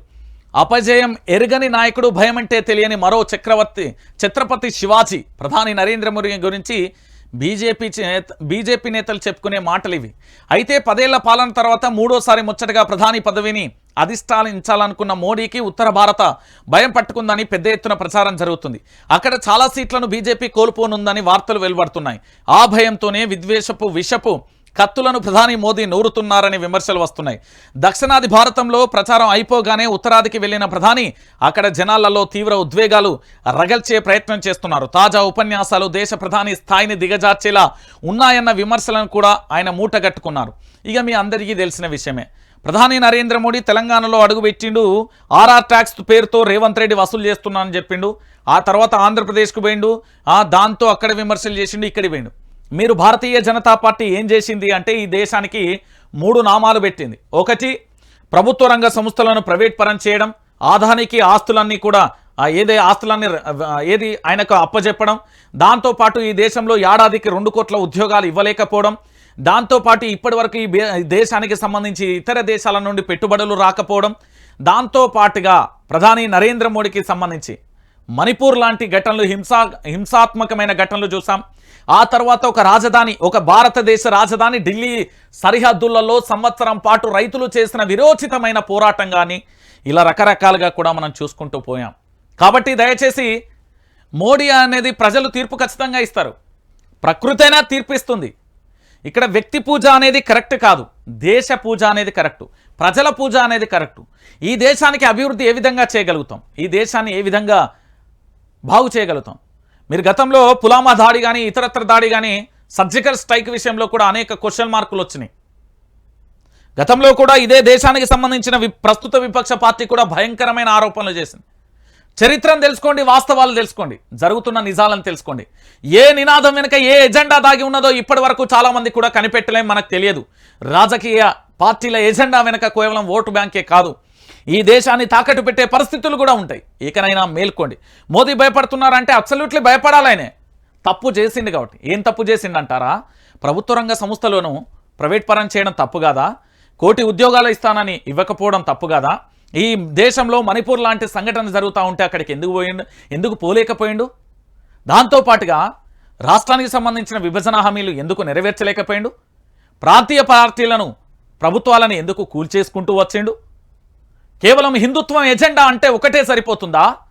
ఈ దేశాన్ని కాపాడాలి, ఈ దేశాన్ని అభివృద్ధి బాటలో ఉంచాల్సిన అవసరం లేదా? వన్ మ్యాన్ షో కాదు, ప్రజలు దేవుళ్ళు ఇక్కడ. ఇది అపజయం ఎరగని నాయకుడు అని చెప్పుకున్న మాటలన్నీ కూడా నీటి మూటలు కాబోతున్నాయి అనేది చెప్తున్న పరిస్థితి. ఇక నిన్న ఏంది అంటే విచ్చలవిడిగా కూడా అక్రమ మట్టి తవ్వకాలు, వందలాది ట్రాక్టర్లతో మట్టి రవాణా, అధికార పార్టీ అండదండతోనే తవ్వకాలు అంటూ ఆరోపణలు, తూతూ మంత్రంగా వ్యవహరిస్తున్న యంత్రాంగం. ఇక చూసిలా ఎక్కడ పడితే అక్కడ చెరువులను ఆగమాగం తవ్వుతున్నారు. దానికి ఒక ఏంటంటే విధి విధానాలు ఉంటాయి. వాటన్నింటినీ కూడా విచ్చలవిడిగా తొక్కి ఇష్టానుసారంగా కూడా ఈ తెలంగాణ సంపదను కొంతమంది దొంగలు, నీచులు, నికృష్టులు దోచుకుంటున్నారు. తెలుసుకోండి, ఖచ్చితంగా కూడా మీరు తెలుసుకోండి, లేకపోతే ఆగమైపోతారు. ఈ తెలంగాణలో మీకు తెలుసో లేదో, నేను నిన్న ఒక ఏంది అంటే అన్ని పత్రికలను చదివిన తర్వాత నేను చాలా దీని గురించి వివరంగా తెలుసుకునే ప్రయత్నం చేసిన, జర్నలిజం గురించి. ఏంది అంటే అసలు జర్నలిజంలో పార్టీ స్థాయిలో కూడా జర్నలిస్టులు, జర్నలిజం అది దాని పేర్లు చెప్తా ఉంటే ఒక 100 పత్రికలు, 2000 టీవీ ఛానళ్ళు, మీకు ఉదాహరణ చెప్తున్నా, యూట్యూబ్లో శాటిలైట్లు అన్నీ కలిపి చెప్తున్నా. 100 పత్రికలలో 96 పత్రికలు రేవంత్ రెడ్డి భజన చేస్తున్నాయి. 2000 దాంట్లో 1950 రేవంత్ రెడ్డి భజన చెప్తున్నాయి. అంటే అన్నీ కూడా వాళ్ళ ముచ్చట్లే చెప్తున్నారు. వాస్తవాలు చెప్పే పరిస్థితి తెలంగాణలో లేదు. వాస్తవాలను చెప్పే పరిస్థితులను మీరు తెలుసుకోండి, నమ్మండి. ఇక షరతులు వర్తిస్తాయి. కేబినెట్ భేటీకి ఈసీ గ్రీన్ సిగ్నల్ అంటూ కూడా చెప్పొచ్చు. ఏం చేస్తారు వీళ్ళు? తెలంగాణ ప్రభుత్వ కేబినెట్ ఎన్నికల సంఘం షరతులతో కూడిన అనుమతి ఇచ్చింది. జూన్ 4వ తేదీలోపు చేయాల్సిన అత్యవసర విషయాలపై మాత్రమే చర్చించాలని కండిషన్ పెట్టింది. అంతేకాకుండా ఉమ్మడి రాజధాని, రైతు రుణమాఫీ అంశాలపై చర్చించవద్దని స్పష్టం చేసింది. సీఎం రేవంత్ రెడ్డి మంత్రులు శనివారం సచివాలయానికి వచ్చి సమావేశాన్ని నిర్వహించాలని చూశారు. రైతు రుణమాఫీ, ధాన్యం కొనుగోలు, జూన్ 2న తెలంగాణ ఆవిర్భావ దినోత్సవాన్ని నిర్వహించాలని, పునర్విభజన చట్టంలోని ఏపీ తెలంగాణ మధ్య పెండింగ్లో ఉన్న అంశాలు చర్చించాలని అనుకున్నారు. కానీ రాత్రి వరకు ఎదురు చూసిన అనుమతి లభించకపోవడంతో రాత్రి 7 గంటలకు సమావేశం వాయిదా వేసి అక్కడి నుండి వెనుదిరిగి వెళ్ళిపోయారు. ఈసీ అనుమతి కోసం ప్రయత్నిస్తున్నామని, అనుమతి రాకపోతే ఢిల్లీకి వెళ్లి కేంద్ర ఎన్నికల సంఘాన్ని కలవాలని నిర్ణయించుకున్నట్లుగా ప్రభుత్వ వర్గాలు చెప్పాయి. ఇంతలోనే ఈసీ షరతులతో కూడిన అనుమతి ఇస్తూ కూడా ఏది నిన్న ఏమున్నది, వీళ్ళకి అనుమతి ఇస్తే ఏముంటుంది? చాయ్ తాగుతారు, బిస్కెట్లు తింటారు, ఒకల ముఖం ఒకరు చూసుకునే పరిస్థితి. సీఎం ముఖం కోమటిరెడ్డి బ్రదర్స్ చూడరు, లేకపోతే ఉత్తమ్ చూడరు, పొంగులేటి చూడరు, తుమ్మల నాగేశ్వరరావు చూడడు, మా అంటే సీతక్క చూస్తుంది కావచ్చు, అన్నదమ్ములుగా వచ్చి, అన్న చెల్లెలుగా వచ్చి. ఇక దాంతోపాటు ఇంకెవరు చూస్తారు? ఈయనది ఎవరున్నారు ఇంతో అంతగా మాట్లాడేటోళ్ళు? మినిస్టర్లా అందరితో పంచాయతీ అయినా ఎందుకు? ఇక ఆ క్యాబినెట్ ఏమన్నా కొలిక్కత్తదా? మీకు నమ్మకం ఉన్నదా? మీకు నమ్మకం ఉంటే నేనేం చేయలేను. ఇక కాస్ట్లీ పాచి ఫుడ్, ఓ కొడుక, తెలంగాణలో ఒక ప్యాషన్ అయిపోయింది. ఇంట్లో తింటేనేమో ఇజ్జత్ పోతుంది, బయట తింటేనేమో హీరో అవుతాడు. ఈ తెలంగాణలో బతుకు ఎట్లున్నది అంటే, తెలంగాణ ఇంట్లో తింటే ఇజ్జత్ పోతుంది, బయట తింటే పేరొస్తుంది అన్నట్టున్నది. బేకార్ తిండి వడ్డిస్తున్న బడా రెస్టారెంట్లు, పాచిపోయిన పురుగులు వచ్చిన పదార్థాలతో వంట, చూస్తేనే వాంతులు వచ్చే ఉన్న కిచెన్లు. ఫుడ్ సేఫ్టీ అధికారుల తనిఖీలలో బయటపడ్డ భయంకరమైన నిజాలు. రాయలసీమ రిసులు, షాగ్ హౌస్, 36 డౌన్అవుట్ బ్రూ పబ్, గోలీ సోడా, ఇలా చాలా రెస్టారెంట్లలో ఇదే పద్ధతి. నిబంధనలు గాలికి వదిలేస్తున్న రెస్టారెంట్లు, పరిశుభ్రత లేదు, ప్రమాణాలు అసలు పాటించరు, కస్టమర్ల నుంచి భారీగా బిల్లుల వసూలు. అద్దాల మేడలు, లోపలికి వెళ్ళగానే పరిశుభ్రమైన వాతావరణం, అందంగా అలంకరించిన టేబుల్స్, అంతే ఆప్యాయంగా పలకరిస్తూ మనకు కావాల్సినవన్నీ వేడివేడిగా వడ్డించే మనసులు.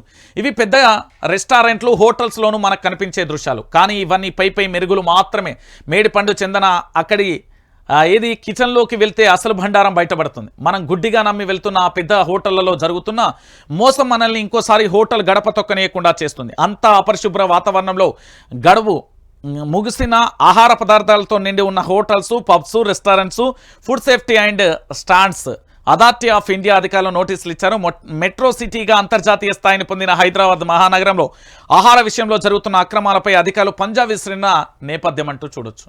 ఇదేంది చికెన్ 4-5 రోజులు అయితే ఆ కొనిగొచ్చి అది తీసుకొచ్చి ఫ్రిడ్జ్లో పెడతారు. మీకు తెలుసు కదా, చైనా నుండి మనం ఇప్పుడు దిగుమతి చేసుకుంటున్న టేస్టీ ఉంటాయి కదా మాల్ మసాలు మన్నీ, అవన్నీ కూడా ఆ దేశంలో బ్యాన్ చేయబడ్డాయి. ఈ దేశంలో దిగుమతి టన్నుల కొద్ది దిగుమతి చేసుకుంటున్నాం.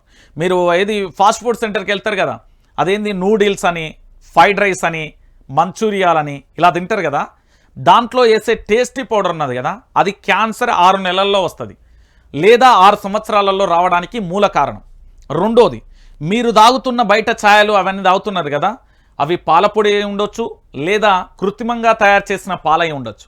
ఇక మీరు తింటున్న బిర్యానీలు ఇవన్నీ ఉన్నాయి కదా, ఈ చికెన్లు 4-5 రోజుల ముందు తీసుకొచ్చి వాటిని ఫ్రిడ్జ్లో పెట్టి అవి ఎండిపోయి మాడిపోయి మసైపోయినట్టుగా వాటిని వండుతున్నారు.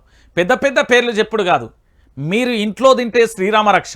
ఆనాడు పల్లెల నుండి పట్నం వచ్చేటప్పుడు పులిహోర అన్నమో, సద్దన్నమో, పెరుగన్నమో, లేకపోతే 4 చపాతీలు, ఇంతంత మామిడికాయ పచ్చడనో, లేకపోతే ఆ రొట్టెలో ఇన్నన్ని తెచ్చుకునేటోళ్ళు. ఈ రోజు ఏమైపోయిందంటే ప్యాషన్ అయిపోయింది. ఎక్కడికి వెళ్ళినా ఫుడ్ ఉంటుంది. ఆ రోజు దొరకదనా, పైసలు లేకనా. ఈ రోజు పరిస్థితి ఎట్లా జరిగిందంటే, ఇంట్లో తింటే ఇజ్జద్వాయే, బయటికి పోతే పేరు వచ్చే నేను ఫలానా హోటల్లో టిఫిన్ చేస్తాను అని పేరు. కానీ అదంతా చెత్త అనే విషయం మీరు తెలుసుకోండి. తెలుసుకోలేకపోతే 100 ఏళ్ల ఆయుష్ కాస్త పుట్టుక్కుమంటుంది. దానికి ఎవడేం చేయలేడు. నేను చెప్తున్నా కదా. ఇక లిక్కర్ బ్రాండ్ల ప్రమోషన్, 5,000 కోట్ల కమిషన్, అనధికార మద్యం పాలసీకి ప్రభుత్వ పెద్దలకి స్కెచ్. ఏంది, ఎన్నికల తర్వాత కొన్ని ప్రముఖ బ్రాండ్లు పాత్ర, కమిషన్ను బట్టి కొత్త బ్రాండ్లకు తెరవనున్న గేట్లు. రాష్ట్రంలో ఇప్పటికే మద్యం కృత్రిమ కొరత. ఇండెంట్లు పెట్టినా మద్యం సరఫరా చేయని వైన్యం. అడుగుతున్న బ్రాండ్ ఒకటి, సరఫరా మరొకటి. సప్లైలో మంత్రి తమ్ముడిదే కీలక పాత్ర. నేను చెప్పలే ఏమడిగిండే అంటే, నాకు ఒక బీర్ ఫ్యాక్టరీ అయినా తెలుసు, పెద్ద మనిషి. ఆయన నాకు ఫోన్ చేసిండు, చెప్తా ఇప్పుడు ఇది అయినాక చెప్తా. తెలంగాణలో కొత్త తరహా మద్యం దందాకు తెరలేచిందా? డిమాండ్కున్న కొన్ని ప్రముఖ బ్రాండ్ల మద్యం తెలంగాణలో కూడా కనుమరుగు కానుందా? ఇకపై కొందరు పెద్దలకు కమిషన్ వచ్చే బ్రాండ్ల మద్యం మాత్రమే రాష్ట్రంలో అందుబాటులో ఉంటుందా? ఈ ప్రశ్నలన్నింటికీ అవుననే సమాధానం వస్తున్నది. ఇందుకు ప్రస్తుతం తెలంగాణలో నెలకొన్న మద్యం కృత్రిమ కొరతే సాక్ష్యం అంటున్నారు. మన పొరుగు రాష్ట్రంలో చేసినట్లుగానే తెలంగాణలో కూడా కొన్ని కొత్త బ్రాండ్లను పరిచయం చేసేందుకు, వాటి ద్వారా భారీగా కమిషన్ పొందేందుకు కొందరు పెద్దలు అనధికారికంగా కొత్త మద్యం పాలసీని రూపొందించారని ప్రచారం జరుగుతున్నది. ఈ కొత్త తరహా మద్యం దందా ఎన్నికల ఫలితాల తర్వాత మొదలు కానున్నదని విశ్వసనీయ వర్గాల సమాచారం.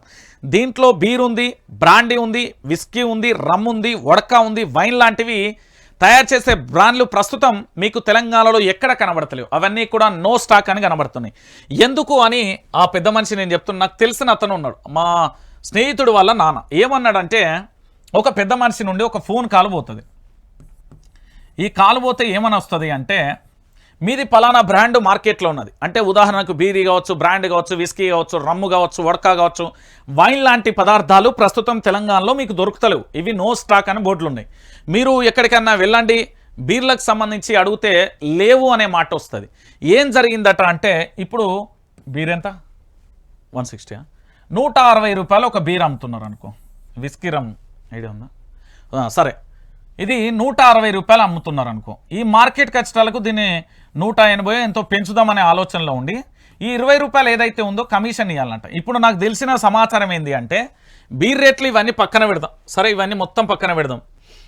తెలంగాణలో ఒక 100 రూపాయలు అమ్మిండు, ఎగ్జాంపుల్ చెప్తున్నా. 100 రూపాయలు ఒక కంపెనీకి సంబంధించిన మద్యాన్ని అమ్మిండు. దీంట్లో 25% కమిషన్ ఇవ్వాలంట. 100 రూపాయలలో 25% కమిషన్ ఇవ్వాలంట. ప్రతి దానికి కమిషన్ ఇవ్వాలంట. అవి ఇవ్వకపోతే వాడిని సీజ్ చేస్తామంటూ ఇప్పటికే చాలామంది ఆర్ఆర్ ట్యాక్స్ ఒక ఉన్నది కదా, ఆర్ఆర్ మన దగ్గర తెలంగాణలో బ్రాండ్, ఇప్పుడు ఇది అది ట్రెండింగ్లో ఉన్నది ఆర్ఆర్ ట్యాక్స్ అనేది. వాళ్ళను బెదిరించారట. దాంట్లో భాగంగా వాళ్ళకు పవర్ సప్లై కట్ అయిందట, నీళ్ళు వత్తలేవట, దాంతోపాటుగా బ్రాండ్కు సంబంధించి ఇవన్నీ పక్కనవి. ఆంధ్రప్రదేశ్లో వచ్చినాయి కదా కోకో, కాకా, కీకో, కాకి అనే ఒక బ్రాండ్లు వచ్చినాయి కదా రకరకాలుగా. అట్లనే తెలంగాణలో కూడా వాళ్ళకి సంబంధించి ఫ్రీగా కూడా అంటే కమిషన్ తీసుకొని సప్లై చేయడానికి నాసీ రకంతో సప్లై చేసి తెలంగాణ రాష్ట్రంలో కేసీఆర్ ఉన్నప్పుడు తాగుబోతుల రాష్ట్రాన్ని తెచ్చిండ్రు అని చాలామంది మాట్లాడేది కదా. ఈరోజు తాగుబోతులు కాదు, పండి బొర్రే స్థాయికి పోయింది. ఆల్కహాల్ అలవాటు లేనివానికి కూడా అలవాటు చేసే పరిస్థితి మారిపోయింది. దాదాపుగా మద్యంతోనే ప్రభుత్వం ఎట్లా నడవాలి అనేది కూడా స్కెచ్ అయిపోయింది. 5,000 కోట్ల కమిషన్ అండి. ₹1 కాదు, ₹2 కాదు. మీరు గతంలో ఈ రాష్ట్ర ముఖ్యమంత్రి యనుమల రేవంత్ రెడ్డి ఒక మాట అన్నాడు, మీ అందరికీ తెలిసిన విషయమే. ఏంటి? 1 సంవత్సరం కడుపు కట్టుకుంటే 40,000 కోట్ల రూపాయల రుణమాఫీ చేస్తా అని చెప్పిండు. అంటే ఒక ఏడాదికి ఒక రాష్ట్ర ముఖ్యమంత్రి 40,000 కోట్ల రూపాయలను వెనకేసుకుంటున్నాడా, 1,00,000 కోట్లు వెనకేసుకుంటున్నాడా ఆలోచించాలి. ఇప్పటికే 2,500 కోట్లు ఢిల్లీకి పోయినాయి, 7,000 కోట్లు స్వాహా, 730 కోట్లు స్వాహా, దాని తర్వాత నిన్న 1,000 కోట్లు స్వాహా. ఇప్పుడు కమిషన్ పేరుతోని మరో 5,000 కోట్ల కమిషన్. ఇది ₹1 ₹2 కాదన్నా, తెలంగాణలో 5,000 కోట్ల కమిషన్తో నడుస్తున్న కొత్త బ్రాండ్లన్నీ కూడా ఇంట్రడ్యూస్ కాబోతున్నాయి. మీకు త్వరలో పరిచయం అవుతాయి. పాత బ్రాండ్లు నేను చెప్పిన పేర్లు ఏవైతే ఉన్నాయో అవన్నీ కూడా, ఏది బీర్ కానీ, బ్రాందీ కానీ, విస్కీ కానీ, రమ్ కానీ, వడకా కానీ, వైన్ కానీ, ఇవన్నీ తెలంగాణలో శాశ్వతంగా కనుమరుగైపోతాయి. ఎవడైతే ఇప్పుడు మీరు కూడా పోవచ్చు, నేను ఏది మద్యానికి పెట్టుకుంటా, నేను కమిషన్ ₹100 ₹50 ఇస్తా, నాకు పర్మిషన్ అంటే ఇస్తారు. దానికి బాబా అని పెట్టుకో, బేబీ అని పెట్టుకో, ఏమైనా పెట్టుకో పేరు, వాళ్ళు పర్మిషన్ ఇస్తారు. నేను చెప్తున్నా కదా, ఈ లిక్కర్ కొత్త బ్రాండ్ల ప్రమోషన్ కోసం 5,000 కోట్ల కమిషన్ తీసుకుంటున్నదట. రాష్ట్ర ప్రభుత్వమే దగ్గరుండి 5,000 కోట్ల కమిషన్ తీసుకొని ప్రమోట్ చేస్తుంది. ఇక అఫీషియల్గా కూడా రిలీజ్ చేయబోతున్నారట. ఇక గిట్ల తయారైనకి ఇక నా తెలంగాణ ఏమైపోతుంది? పురిటి నొప్పుల తెలంగాణ. నేను అప్పుడే పురిటి నొప్పులు ఉన్నాయి మాది. ఇప్పుడే మేము మొన్ననే ప్రభుత్వం వచ్చినాం, మాది పురిటి నొప్పులు, చిన్న పసిగుడ్డు, మాకు ఇప్పుడే ఎందుకు ప్రభుత్వం మీద విమర్శలు చేస్తా అన్నారు కదా. ఆ పుట్టిన పసిబిడ్డ, అదే తెలంగాణలో కొత్తగా వచ్చిన కాంగ్రెస్ పార్టీని పసిబిడ్డతో చాలామంది అప్పుడే పుట్టిన పాప బాబు లెక్క పోల్చిల్లు కదా. మరి ఆ పాప బాబుకు ఏమి ఇవ్వాలి? తల్లి పాలు ఇవ్వాలి. కానీ బీర్ బాటిల్ ఏది మద్యం పోసి పెంచుతారట. ఇక ఆలోచించుకోరు, ఇది కరెక్టు. మద్యం పోసి పసిపాపను పసిబిడ్డను పెంచుతారట. తెలంగాణలో తాగుబోతుల రాష్ట్రంగా చేస్తున్నారు. మీరు అనుకుంటున్నారేమో తెలంగాణ ఆగమైపోతున్నది. ఇక దాంతోపాటుగా చూడు, కీస్తీ కడతావా చస్తావా, ఆటో డ్రైవర్ల కష్టాలను వివరిస్తున్న సైబరాబాద్ సంఘం అధ్యక్షుడు హబీబ్ తన్వీర్. ఆటోల జప్తు ప్రశ్నిస్తే రౌడీలతో దాడులు, ఫ్రీ బస్సుతో గిరాకీ కోల్పోయిన డ్రైవర్లు, ఈఎంఐల భారం, అప్పు కట్టలేక తిప్పలు, మా మొర వినేవారెవరి, వినతులకు దిక్కేది, ఆత్మహత్యలకు కారణం సర్కారే డ్రైవర్లు, రోడ్డున పడిన ఆటో డ్రైవర్లకు ఫైనాన్స్ వేధింపులు. కేసీఆర్ పరిపాలనలో వీళ్ళు అద్భుతంగా మంచిగుండే లైఫ్. వీళ్ళను ఎవరైతే యనుమల రేవంత్ రెడ్డి అధికారంలోకి వచ్చిండో నానా తంటాలు పెడుతున్నాడు, నానా కష్టాలు పెడుతున్నాడు. ఫ్రీ బస్సు వల్ల ఆటో డ్రైవర్ జీవితాలు ఆగమైపోయినాయి. మెట్రో భవిష్యత్తు ప్రశ్నార్థకంగా మారిపోయింది. ఎంతోమంది జీవితాలతో ఆడుకున్న ఫ్రీ బస్సు ఈరోజు ప్రధానంగా కూడా మీరు ఆలోచించాలి. ఈ తెలంగాణలో సంపన్నులు ఎవరన్నా ఉంటే, ఎవరైనా ధనిక వర్గాలు ఉంటే దయచేసి మీకు దానం చేయాలి, సేవాగుణం ఉంటే దయచేసి మిమ్మల్ని నేను వేడుకుంటా ఉన్నా. ఈ తెలంగాణలో చాలామంది ఆటో డ్రైవర్లకు సంబంధించి కొత్త ఆటోలు వాళ్ళ కొనిర్రి. పాపం చాలామంది పేదవాళ్ళు ఉన్నారు, ఎవరైనా ఆసక్తి ఉంటే వాళ్ళకి కొనియండి దయచేసి నేను చెప్తా ఉన్నా. చాలామంది కూడా పుట్టెడు దుఃఖంతో ఉన్నారు, ఎంతోమంది ఆత్మహత్య చేసుకుంటున్నారు. ఆత్మహత్య కాకుండా కాపాడాల్సిన బాధ్యత కూడా మీపైనే ఉన్నది, గుర్తుపెట్టుకోరి. ఇక సర్కార్ చేతిలో ప్రైవేట్ బడి ఫీజు, రెగ్యులేటరీ కమిటీ ఏర్పాటుపై నిర్ణయం, ప్రొఫెషనల్ కాలేజీ తరహాలో కూడా ఎఫ్ఆర్సీ. ఇక అసెంబ్లీ సమావేశాలలో ఫీజులపై చట్టం, ప్రైవేట్ స్కూళ్లకు కట్టడి చేయండి తస్మా అంటూ కూడా చెప్పిన పరిస్థితి. ఇక ప్రైవేట్ అంటే తెలుసు కదా, నా చిన్నప్పుడు నేనైతే చదివిన పుక్యానికే చదివాను, అంటే ఏం ఫీజు అయితే కట్టలే నాకు తెలిసినంత వరకు. నేను చదువుకున్న తర్వాత డిగ్రీ పీజీలు అన్నీ కూడా ఫ్రీగానే చదివినా. నేను చెప్తున్నా కదా, ఈరోజు నర్సరీ, ఎల్కేజీ, యూకేజీ చదవాలంటే పాపం చిన్నపిల్లానికి ఏం తెలియదు, ప్రపంచం తెలియని పసిగుడ్డుకు లక్షల ఫీజు. మరి ఆడ నాకు తెలిసి భూమి మీద లేని చదువు ఏమన్నా చంద్రగ్రహం, సూర్యగ్రహం, అంగారగ్రహం, కుజుడు, ఆ గ్రహాల నుంచి ఏమన్నా విలువిద్యలు తీసుకొచ్చి నేర్తాలేమో తెలియదు. కానీ ఇది భవిష్యత్తు ఏం లేదు. విద్య అనేది వ్యాపారం అండి. ఎవడన్నా సేవ అంటే చెప్పు తీసుకొని కొట్టండి. ప్రైవేటు దోపిడీ ఎట్లున్నది అనుకుంటారు? ఆగమాగం ఉన్నది, అయినా కూడా లేని పరిస్థితి. ఇక గతంలో ఈ ఆర్టీసీ డ్రైవర్లకు సంబంధించి ఒక సంతోషకరమైన న్యూస్ గత ప్రభుత్వం చెప్పింది బీఆర్ఎస్ పార్టీ. ఇప్పుడు డోలాయమానం ఆర్టీసీ విలీనం వ్యూసే ఎత్తని కాంగ్రెస్ సర్కారు ఉద్యోగులలో అసహనం. బీఆర్ఎస్ హయాంలోనే 90% పూర్తయిన ప్రక్రియ అధికారంలోకి వచ్చిన 5 నెలలైనా పట్టింపు లేని కాంగ్రెస్ ప్రక్రియ ప్రారంభం నుంచే వందలలో ఉద్యోగ విరమణలు రిటైర్మెంట్ ప్రయోజనాలు కోల్పోతున్న ఆర్టీసీ సిబ్బంది అంటూ కూడా చెప్పిన పరిస్థితి. ఇక ఆర్టీసీ బస్సులకు సంబంధించి అటకెక్కింది. విలీనం అనేది లేని పరిస్థితి. విలీనం అవుతుందా కాదా ఇక చెప్పిన కదా ఆ దేవుడికి ఎరక. రేవంత్ రెడ్డికి సంబంధించి ప్రభుత్వం అడ్మినిస్ట్రేషన్ తెలియదు, ఆగమాగం చేస్తున్నది అని నేను చెప్పిన. మొత్తుకుంటే లేదన్నా అట్లా చెప్పకన్నా అని చెప్పారు. కానీ నిజమండి, ఈరోజు ఆర్టీసీకి సంబంధించిన జీవితాలు ప్రశ్నార్థకంగా మారిపోయినాయి. వీళ్ళకు 100 కోట్లు కావాలని మొన్న రిక్వెస్ట్ లెటర్ పెట్టిళ్ళు. ఆ సొమ్మంతా మళ్ళా పన్నుల మీదనే పెడతాడు. ఫ్రీ బస్సుతోని ఒక్కళ్ళ ఆటో డ్రైవర్లది మెట్రోనే కాదు, అలా ఉద్యోగుల జీవితాలు కూడా ఆగం. ఏంది పర్మిట్కు మించి ఎంతమంది ప్రయాణికులు ఎక్కాలనో దానికి మించి కూడా ఎక్కుతున్న పరిస్థితి కనబడుతుంది. అయినా కూడా ఒక్కరు కూడా పట్టించుకోరు. ఎందుకు పట్టించుకుంటారు, మనకేం అవసరం అనే కోణంలో ఉన్నారు. నేను అందుకే మళ్ళీ చెప్తున్నా, ఆగమైతే పోతున్న తెలంగాణను కాపాడాలి. ఇక భజన పేపర్లు చూద్దాం. నేను చెప్తున్నా బాహాటంగానే చెప్తా, ఏం ఇక్కుంటారో ఇక్కో భజననే. మీరు వాస్తవాలు చెప్తలేరు కాబట్టి భజన. ఇక నిన్నట్టుండి దేశవ్యాప్తంగా ఒక చర్చ జరుగుతుంది. ఇరాన్ అధ్యక్షుడు హెలికాప్టర్కు సంబంధించి కుప్పగూలింది. దానికి సంబంధించి ఒకసారి చూద్దాం. ఇరాన్ అధ్యక్షుడు ఇబ్రహీం రైసీ విదేశాంగ హుసేన్ అమీర్ అబ్దుల్లా హియాన్ ప్రయాణిస్తున్న హెలికాప్టర్ అజర్బైజాన్ మంచు పర్వతాలలో కుప్పగూలింది. విదేశీ పర్యటన ముగించుకొని తిరిగి వస్తుండగా ఈ ప్రమాదం జరిగింది. వారిద్దరి ప్రాణాలు ప్రమాదంలో ఉన్నాయంటూ ఇరాన్ ప్రభుత్వ వర్గాలు అంతర్జాతీయ మీడియాకు ఆదివారం రాత్రి తెలిపాయి.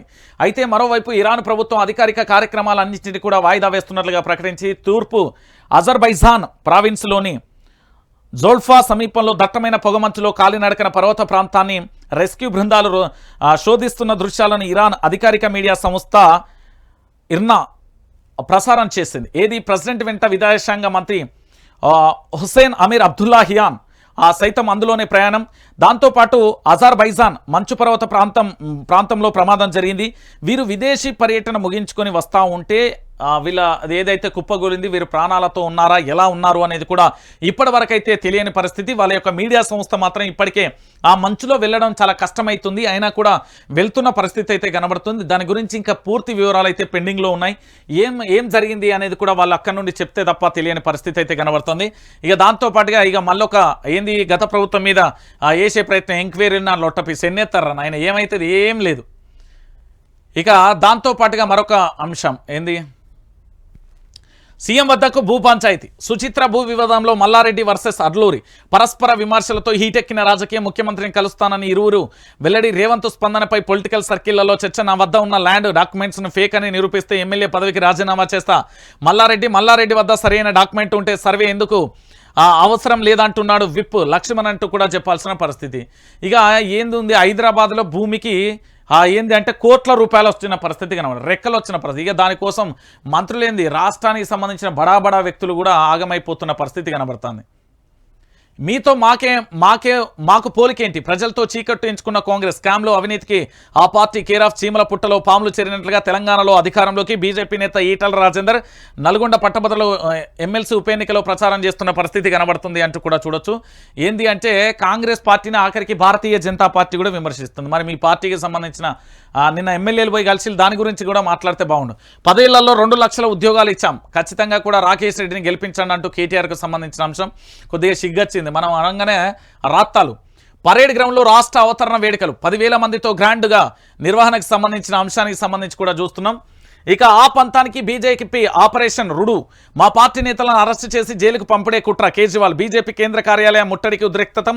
ఆప్ కార్యాలయం ఎదుటే బైఠాయించి నిరసన. నిందితుడిని రక్షించేందుకు ఆప్ నిరసనల స్వాతి మాలివాల్. ఇక బిభవ్ కుమార్కు 5 రోజుల పోలీసుల కస్టడీ అంటూ కూడా ప్రధాన అంశానికి సంబంధించి కూడా హైలైట్ చేసింది.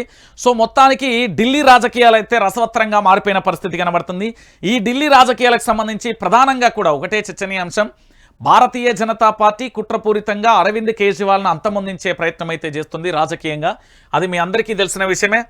ఇక ఫ్యూచర్ పేరిట రియల్ బిజినెస్, ఫ్రీలాన్స్ ప్లాట్ల ఫామ్ ప్లాట్ల పేరిట తనాన్యాస్ ఇన్ఫ్రా దందా అంటూ కూడా చూడొచ్చు. అనుమతి లేకుండా విల్లాకు కోట్లు, ఏడాది తర్వాత డిటిసిపికి అప్లై. భూమి కొనేందుకు కస్టమర్ల సొమ్మే ఫ్రీలాన్స్ విల్లా ప్లాట్లు 1.70 కోట్లు. ఇక శంకర్పల్లి కొండాపూర్లో ప్రాజెక్టులు దొంగనా కొడుకులు తయారైళ్ళు ప్రజలను మోసం చేస్తున్నారు. వాళ్ళు కష్టపడి సంపాదించుకున్న ఇల్లు కట్టుకుందాం, మధ్యతరగతి పేద ఉన్నత వర్గాలు ఎవరైనా కావచ్చు, ఇల్లు అనేది వాళ్ళకు చిరకాల కోరిక, అది కొనుక్కుందాం అంటే ఈ దొంగలు పర్మిషన్ లేకుండా అడ్డదిడ్డంగా కట్టి ఆఖరికి బాధితులుగా మారిపోతున్న పరిస్థితి కనబడుతుంది. ఇక మరో భజన పత్రికను చదువుదాం. భజన పత్రికకు సంబంధించి ప్రధానంగా కూడా మీరు చూస్తున్నారు ఏమున్నది ఇందులో, ప్రభుత్వానికి సంబంధించి ఉన్నది. అయ్యింది డయాగ్నోస్టిక్ హబ్బులకు జబ్బు, సిబ్బందికి 6 నెలలుగా జీతాలు లేవు, ఉద్యోగాలు మానేస్తున్న సిబ్బంది వైద్యులు. మరి వచ్చింది మీ ప్రభుత్వం కదా, ఏ పేరు అప్పుడు లొల్లి చేసిరు కదా, ఇప్పుడు వేయరు, మరి జీతాలు వేయరు, జీతాలు వేసి కాపాడుర్రి వాళ్ళను, కాపాడుర్రి. ఇక కాంగ్రెస్లో మమత చిచ్చు, కూటమి టీఎంసీ పాత్రపై ఖర్గే వర్సెస్ అధీర్, అధిష్టాన నిర్ణయాన్ని గౌరవించాల్సిందే లేదంటే బయటికి వెళ్ళిపోవచ్చు. ఖర్గే పార్టీ సేవడిగా నా పోరాటం ఆపలేను, మమతా బెనర్జీని సమర్థించలేను అంటూ కూడా ప్రధానమైన అంశం. ఇక అదే ఉంటుంది, కేంద్రంలో వస్తుందా సత్తదా, అది అయ్యేది లేదు, ఏమీ లేదు. మొత్తానికి తెలంగాణ రాష్ట్ర వ్యాప్తంగా జరుగుతున్న పరిస్థితి ఇది. ఇక రైతుల కష్టాన్ని దోచుకుంటున్నారు, తాలు తరుగు పేరుతో 5 నుంచి 10 కిలోల కోత అంచు కూడా మరో అంశానికి సంబంధించి కూడా హైలైట్ చేసిన పరిస్థితి అయితే కనబడుతుంది. సో మొత్తానికి ఏం జరుగుతుంది, ఏం కథ అనేది చూడాలి. వీళ్ళు స్పందించుడు కాదు, రైతన్నల దగ్గరికి వచ్చి ధర్నాలు రాస్తోరోకోలు చేయాల్సిన పరిస్థితి కనబడుతుంది. ఇక మరో భజన పత్రికను చూస్తున్నాం. దీంట్లో ప్రధానంగా కూడా ఒక యాడ్తో ముగించిపోయింది. దానికి సంబంధించిన ప్రధానమైన అంశాన్ని కూడా చూస్తాం. ఇక ఇంకొక ప్రధానమైన అంశం ఏంటంటే, తెలంగాణ బిడ్డలందరికీ చెప్పాల్సిన విషయం ఏంటంటే, తెలంగాణ బిడ్డలారా మళ్ళొక్కసారి కూడా మీరు ఆలోచించాలి. నేనేం చెప్తున్నా ఇక్కడ, వైఆర్టీవీ తెలుగు న్యూస్ ఛానల్కి సంబంధించి వాస్తవాలను నేను తెలియజేసే ప్రయత్నం చేస్తున్నా. మీరు అందరూ చేయాల్సింది ఏంటి అంటే, పూర్తి స్థాయిలో వైఆర్టీవీ తెలుగు న్యూస్ ఛానల్కి సంబంధించి సబ్స్క్రైబ్ చేసుకోండి. దాంతోపాటు 10 మందికి కాదు, మీ చుట్టూ ఉన్న మొత్తం గ్రూపులలో షేర్ చేయండి. వాస్తవాలను తెలంగాణ సమాజానికి తెలియజేసేది కేవలం వైఆర్టీవీ తెలుగు ఒకటే. కాబట్టి మన ఛానల్ను మీరు అద్భుతంగా కూడా వీక్షించండి. నిజాలు నిష్పక్షపాతంగా ఎవరికీ కూడా ప్రతి ఒక్కరూ కూడా గౌరవించే న్యూస్ని అయితే నేను అందిస్తా ఉన్నా.